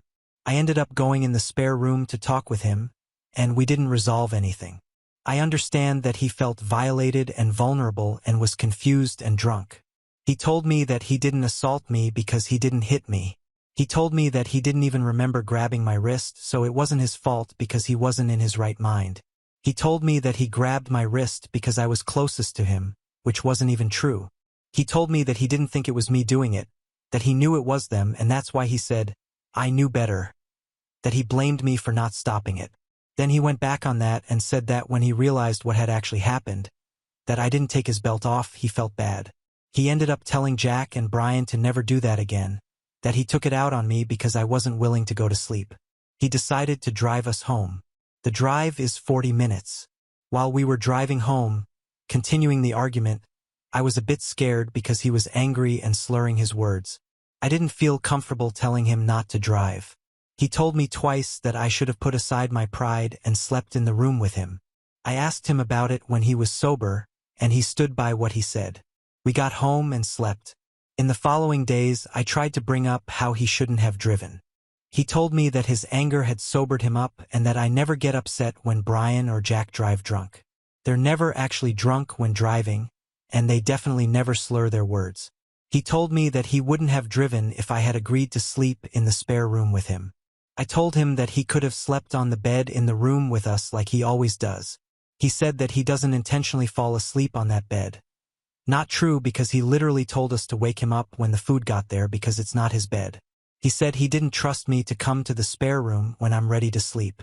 He said he's trying to protect me. I asked if he thinks Jack would do things to me without my consent, and he said no, but he doesn't trust when we're both drinking because of Jack's repressed feelings for me. But he also says that he knows me and knows I would never do something to betray his trust. This feels all over the place because it is, and I really want to know. IDA? Background. When Jack is drunk, He hits on me with plausible deniability. My husband doesn't usually pick up on social cues, but even he senses it. Jack is a lot more bold with it when my husband isn't around, but still does it in a way that he can deny it later. Examples of bold things he's told me. I can change out of my bathing suit in front of him, as if it was more convenient than going to the nearby bathroom. He suggested we go skinny dipping. He's done other things for some reason I can't remember right now, but I've always said no. He also encourages us to drink. My husband and I have talked about this, and he thinks that Jack is in love with me. I think Jack just wants to sleep with me regardless. After a particular incident where he asked to touch my leg to show me some swimming mechanic he was trying to explain while we were in the hot tub, I told Jack that he's too comfortable with me and he needs to respect our relationship. Jack said that he felt it was coming out of nowhere. We're his best friends and he would never do anything like that, etc. My husband gives everyone else the benefit of the doubt. He doesn't like cutting people off or distancing from people unless they're absolutely undeniably 100% horrible. When I tell him how I feel about people who are horrible to me and that I want to distance myself from them, he says that he isn't allowed to have friends and that if I had it my way, he would only have one friend left. So he knows how I feel, but I haven't made him cut Jack off or anything, and we've just continued with the friendship like normal. Now to the particular issue. 2 months ago, my husband got super drunk while we were hanging out with Jack and another friend Brian, 24M, plus Jack's friend Zach, 26M. My husband ended up passing out on the toilet. I remember checking on him, and he kept saying he wanted more time. Later, I had a sip of his drink on accident. He poured extra tequila into a canned margarita, and I mistook his can for mine. My memory starts getting blurry around 11:30, maybe 30 minutes after my husband left for the bathroom, but I don't remember drinking all that much to where I'd be blacking out. It's possible, but I've been careful not to drink too much around Jack. Maybe I wasn't careful that night. At around midnight, we took a group selfie. I don't actually remember any of this, but I remember the thoughts and feelings I was having in the moment. Jack put his arm around me for the photo, but his hand was touching my butt. I remember thinking, weird. But that couldn't have been on purpose. Did that even happen? But I remember thinking about how he did it again, and that meant it definitely happened the first time too. In the photo, I could just barely see the reflection of his arm around me. That was right before midnight. I don't remember anything after that. The next day, I woke up in his guest room next to my husband, covered in vomit without a bra. My shoes were off and placed neatly next to each other, and there was a water bottle next to it. We didn't have a sheet or blankets or anything, just a mattress. When I showered, I found a massive bruise on my butt. After getting ready to leave and heading downstairs, I found my bra on the floor in the kitchen. The next day, I asked Brian how I got the bruise and why my bra was in the kitchen. Brian said that around 2 a.m., I fell on the stairs while trying to go to the bathroom since my husband was in the upstairs bathroom. I had to go downstairs. Brian said that I never made it downstairs. He said he didn't know why my bra was in the kitchen, but that I probably threw it downstairs, which first of all is weird, but second of all isn't physically possible since he said I was just 3 steps down from the top, and there's a wall there. He also said they heard me fall, helped me upstairs, and put me to bed afterwards because I was sleepy. He said I was totally fine before that. He told me that Jack told him to put my husband to bed while Jack put me to bed because OP already did her turn. As in, I was the one checking on him previously. Brian said that after that, he left. Then I texted Jack asking how hard I fell, and he said he didn't know. I asked Jack if he knew how my bra got in the kitchen, and he said he honestly had no idea. I told him it was bothering me, and he didn't respond. A week ago, I asked Jack in person what happened. He still said he had no idea. I told him that I didn't want to accuse him of anything, but that I remember it not being a normal night, and he asked what I meant. I got angry and told him I remembered him touching my butt, and he's literally doing it in the group photo. He said that he gets touchy when he gets drunk, and he's sorry if he made me uncomfortable. He again said that he genuinely doesn't know how my bra got in the kitchen. I asked him if I did anything embarrassing, and he said I didn't, that we were all just watching YouTube. He told me that I was taking shots with them, which I rarely ever do. I asked if I made it to the bathroom, and he said that I might have. He said that they put me to bed after I fell. I just can't believe that neither Jack nor Brian would know how my bra got off. It's unlikely for me to be wandering alone downstairs and taking my bra off. My husband said that if Jack actually did anything, he would cut him off, but he really doesn't think anything happened. He thinks I just got hot or uncomfortable and took my bra off, but we didn't hang out in the kitchen. He still trusts Jack alone with me. I have felt so depressed about this, and my husband has told me to try to distract myself rather than keep thinking about it. I just need closure. I need an explanation. The fact that we don't know if anything happened, I just can't make my husband cut Jack off with no explicit proof. My husband also wouldn't be willing to do that without 100% certainty something happened. I'm really not sure where to go from here. I have a suspicion that he maybe dosed my husband's drink. My husband keeps passing out when we hang out with him, but it could have been that my husband does keep drinking too much. He literally added extra alcohol to his drink. I have no proof of anything. I feel lost and alone. I'm in desperate need of support. What do you think happened and what should I do? Update 1. My husband wants me to confront Jack again. November 30th, 2023. I explained to my husband why I was so insistent that Jack might have done something. He seems to get it more now but seems so focused on his own feelings. I can't believe Jack would do this to me. I thought he loved me platonically. Another thing happened that night. Context. A few months ago, my husband grabbed my wrist in anger while drunk and scolded me after Jack and Brian violated a boundary of his. Maybe I'll explain it in the comments. Let me know. When I told Jack and Brian I would check on my husband on the toilet the night I posted about, Brian said, "Make sure isn't angry," if I remember correctly. He kind of laughed when he said it. I told my husband what Brian said, and he got mad, subtle hurt that Brian would say that. He responded that he wasn't sure if he could continue being friends with either Jack or Brian. He's been talking about how he doesn't want to lose friendships, but it seems like he's willing to at least consider cutting people off when they hurt him. But if they hurt me, it's okay. But now he's changed his mind and still wants me to try to be friends with him. He wants me to talk to Jack again and tell him that I won't tell my husband what he says, but that I just want to know the truth of what happened that night and to tell him never to touch me again. I don't think that will work. He said that whatever I decide after talking to him one last time, he will respect my decision, but he will probably still end up deciding to be friends with them no matter what I decide. I finally got a chance to tell my best girlfriend what happened, and she said she's disappointed in my husband, that he only picks my side when it's convenient for him.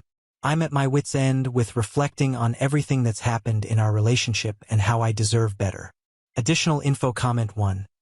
We were drinking with Jack and in Jack's room, sitting on the bed. He wanted to sleep for a bit because he got sleepy and also had a good bit to drink. We asked him if he wanted us to wake him up when the food got there since we ordered food. He said yes. When the food got there, I tried waking him up gently, but he wasn't waking up. He can be a deep sleeper, especially when he's drunk. I started whispering his name, then saying his name, tickling his hand, tapping him, more stuff. It didn't work. Then Brian started tickling his thighs, and I told him to stop. I wasn't firm with it. Brian kept doing it.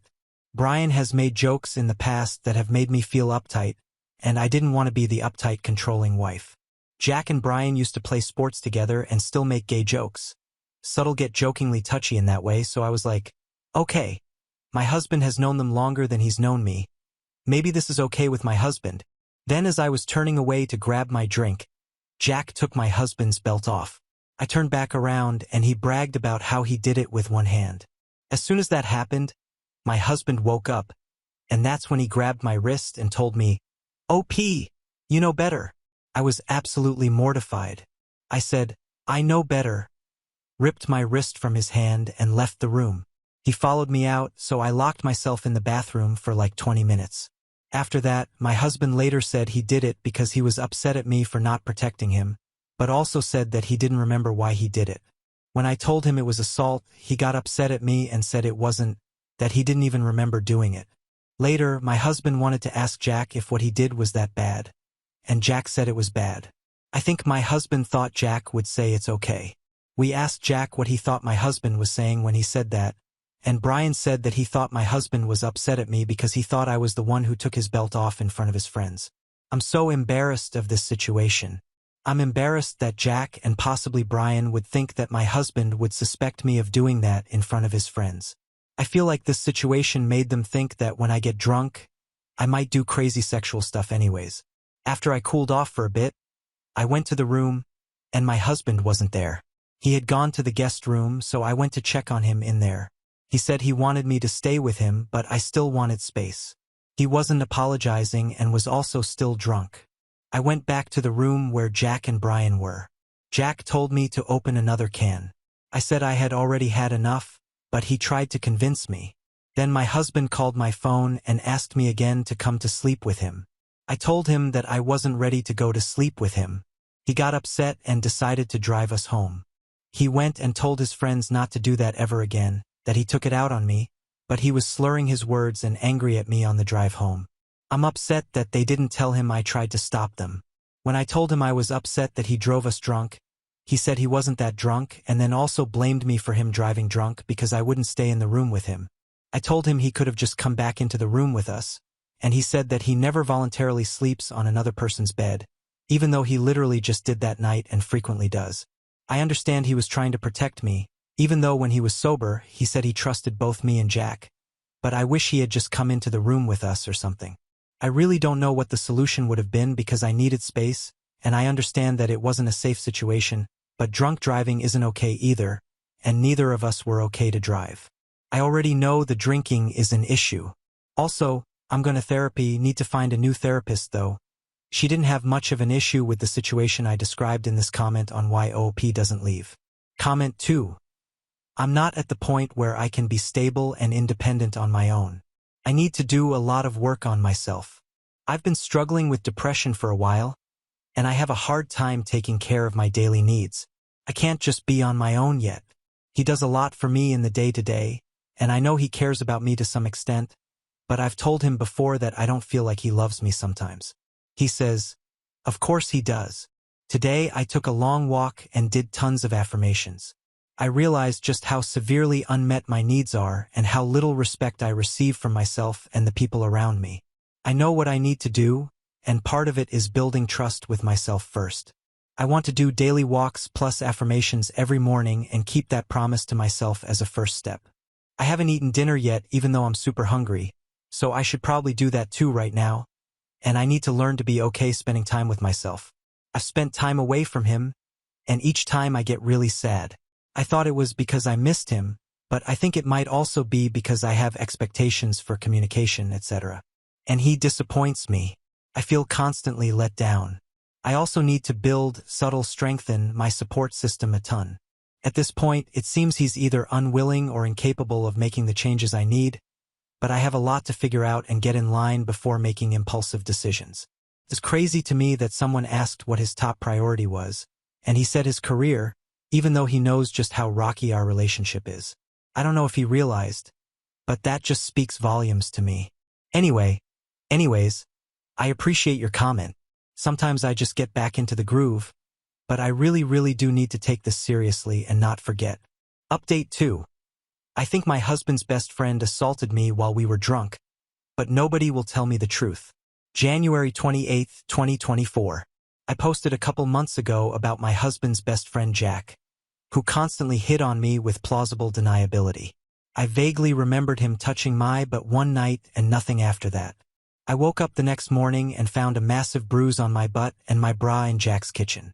My husband also blacked out, and everyone had similar stories but conflicting details.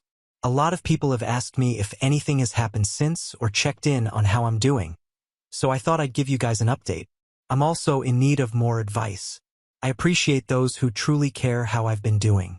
Before I get into it, I wanted to address those of you who are using my story on other platforms. Though this isn't the worst thing I've gone through, this has been a very painful experience for me, and for someone to profit off of my pain, especially when they're drastically changing my story into something that prompts victim-blaming comments. I wish I could say that I can't believe there are people like that out there.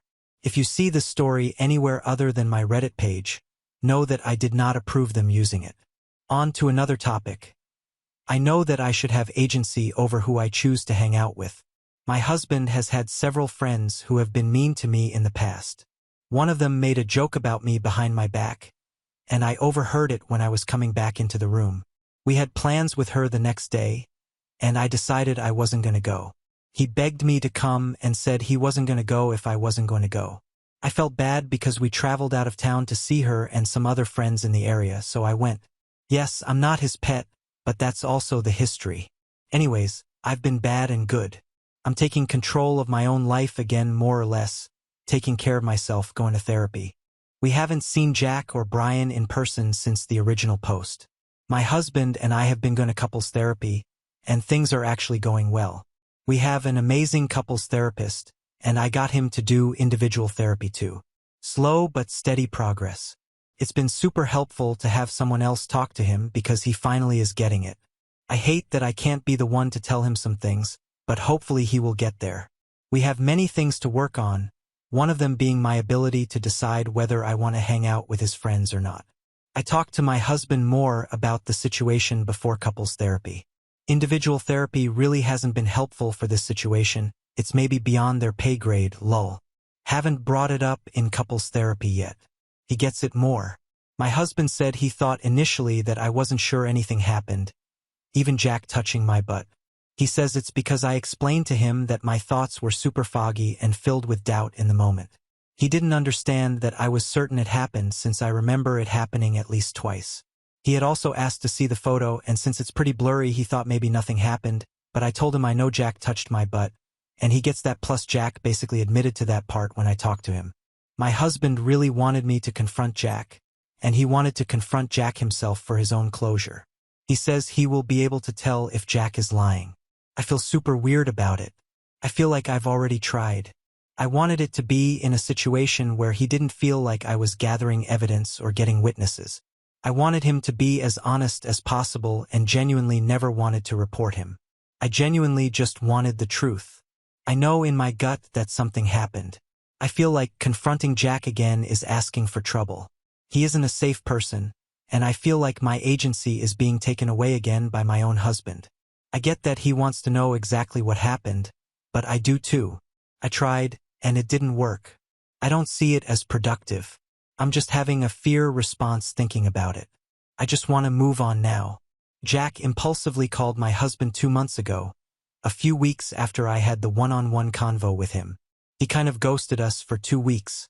On that call, my husband started asking him indirect questions about that night, even though he knew I didn't want him confronting Jack. And Jack just kept saying he didn't know and giving details that contrasted with Brian's recounting of the story. I asked Brian when he was blackout drunk at a party I threw. Jack and Brian were both there. This was before I made the original post. At that party, Brian was making me and all my friends uncomfortable. He was touchy with all of us and aggressive with me. He said something really weird to me in front of everyone, including my husband's parents. Jack told Brian when he sobered up that he should apologize to me, but Brian didn't say anything until my husband called him. Brian has been weird since then. He basically ghosted my husband for the last 2.5 months because of work, and Jack basically ghosted my husband too after their call 1.5 months ago until now. So Jack texted and called my husband. Then when my husband didn't answer, he texted our group chat and said Brian and him are cooking today, and we should join them at Jack's place. This brought everything back up again, and now I'm thinking about it again. My husband wanted to confront him, but I clearly wasn't fond of that idea. My husband likes to do things impulsively when he's emotional, but I told him I think we should talk to our therapist first before making a decision like that. He accepted that. He asked what I want to do by responding to the text or not, and I wasn't sure. Obviously, we both decided we aren't going tonight. He decided he wanted to not respond and see if Jack brings anything up with him. He said he wants Jack and Brian to hang out and talk to each other now that Brian has been weird with him. He feels like Brian was involved with it. He wants them to talk today and decide to tell us. My husband has a very optimistic view of the world at times, so that's where we're at. Gray area, uncertain, waiting, seeing. Jack's name on my husband's phone gives me a fear response in my body. Not as bad as I've experienced with similar situations in the past. I know I just want to move past this and forget about it now. Being faced with this situation again has made me dissociate and want to isolate. Things haven't been great lately, but they've been getting better.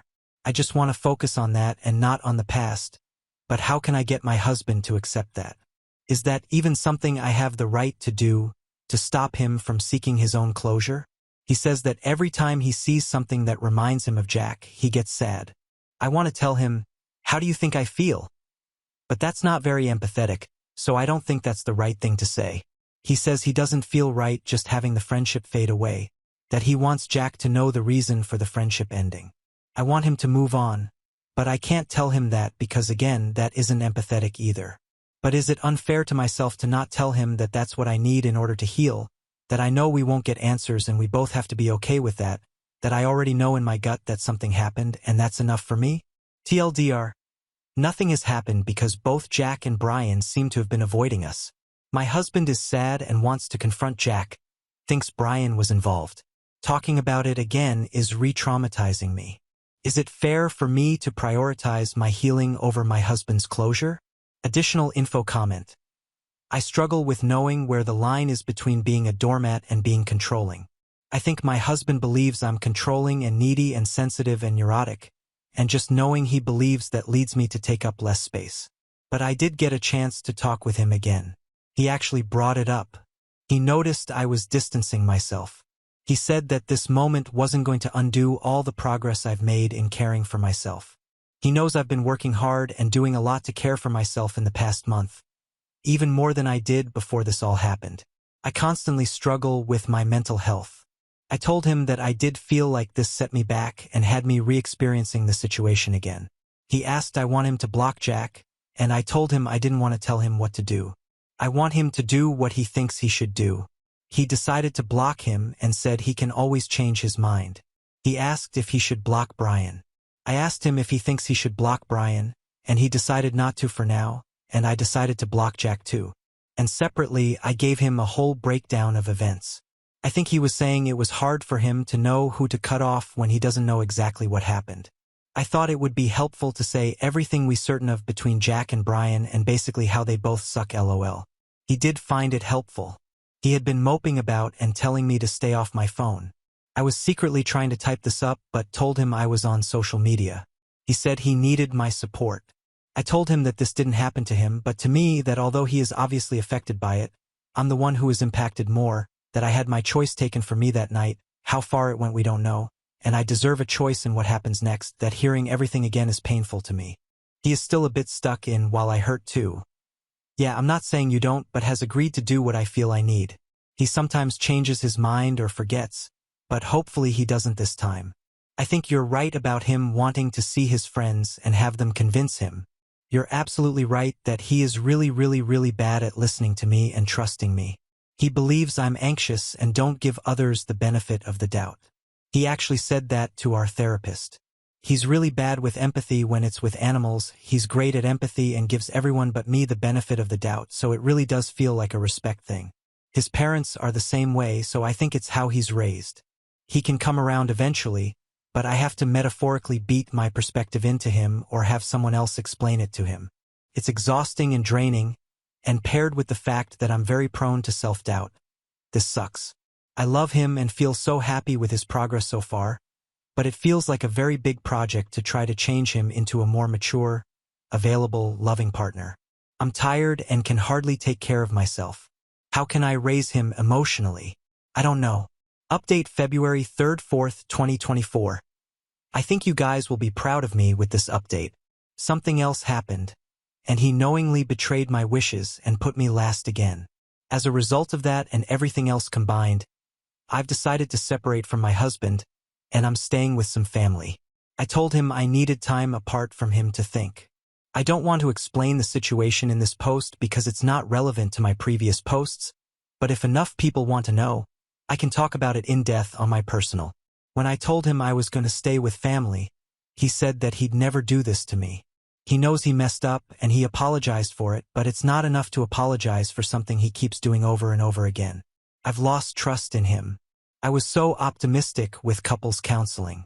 I thought I was seeing lots of change, but he recently told me that I'm needy, sensitive, and controlling, and that I isolate him from his loved ones, and that he's not sure he's the one who needs to change when I'm the one who is at horrible mental health, and begged him for couples therapy for many months. The assault situation is what finally got him to agree to therapy. This separation has been hard. I love him so much. He helped me pack my things. As I was packing, we kept crying and hugging. But love isn't all you need. I can't be with someone who is immature, self-centered, and resents me. I can't be with someone who disrespects my needs, boundaries, choices, and wishes. I can't be with someone who has so little empathy, subtle for me, that he constantly brushes off my opinions and puts me last. My mom thinks that this separation will be enough for him to start taking me seriously since this is the first time I've ever separated from him. But I'm not joking when I say that he and I've been talking about separation, subtle divorce, for at least half a year. I'm not sure if I should give him an ultimatum of stay in weekly individual therapy for 1 year, show me you've truly changed, and maybe we can try to work things out, or if I should just give up and move on. I don't know if he'll be able to change or if I'll be able to forgive him for everything even if he does. I need time to think, and I'd love your tips on healthy separation boundaries, plus what you think I should do. Anyways, I was reading your comments on my first post about the assault situation, and I actually do think I might have been secondhand drugged. I was reflecting on my level of drunkenness in the past. Yes, I know that I have a problem with alcohol. Normally, when I black out, yes, I hate saying that, I remember blips throughout the night. The only times I stopped remembering anything after a certain point, I was with people who I thought I could trust, one of whom 100% assaulted me that night, and another is a guy who has been rumored to have drugged someone else, the same friend I tried getting us to distance from since he was undeniably horrible to me, and my husband didn't listen. That night, though, my memory was just totally blank after a certain point even though I genuinely didn't drink enough before blacking out, to black out for the rest of the night. Yes, I drank a decent amount, but at that time I was drinking heavily very regularly and not blacking out, and even when I did black out, it was just blips missing. I drank the same amount I normally drank and don't remember acting inappropriately or being super drunk before I blacked out. Things just started getting progressively blurry, and Jack started getting touchy. Brian even said that I was acting normal right before I fell and said I was sleepy after I was already blacked out for 2 hours and apparently doing shots with them. Jack has told me in the past that he can tell when people are getting drunk. I feel like that's weird, as if he's waiting for women to get too drunk so he can take advantage. Plus he's encouraged me to drink more and take shots with him even though I hate shots. I feel like he's the one who got me to take shots that night, if that's even what happened. I asked him whether I was asking to do shots with them or if they asked me to, and he said he didn't know. With most questions I asked him, he said he didn't know. He didn't black out, he had to wake up early the next day. Plus, my shoes were put neatly next to each other. The inconsistent details between the stories Jack and Brian told me, plus Jack's lack of willingness to answer questions straight, and them ghosting us after are so sketchy. Looking back, your comments and personal stories were so validating. They're really helpful to me even now. They were especially helpful when my own husband didn't believe anything happened and literally told me to distract myself. He says he believes me now, not that that's relevant, but please don't tell me I should have gotten a kit or should have tested for drugging. It's too late and it's not helpful. Besides, they don't test the DNA in kits unless you take it to court from my experience getting one before, which I didn't, subtle don't, and they say that alcohol is the most common thing used to drug people, so it's possible a test wouldn't even help. That being said, I'd love your thoughts, subtle advice on all this, especially boundaries to put in place for a healthy separation and anything else you think would be helpful. He keeps texting me venting about work and stuff, and I really don't know if that's something I should be okay with and texting me goodnight. And this might be a stupid question, but how often am I supposed to call him? I don't want to go scorched earth with him and totally ghost him, but I'm scared that the more we contact each other, the more likely I'll forgive him unjustifiably without him showing he will change instead of choosing myself. We plan to continue couples therapy, which will help with whatever path I decide to take. We have reached the end. If you enjoyed this video, please be sure to like and subscribe to the channel for more videos like this, and give us your thoughts about the stories in the comments section. Thank you and see you in the next video.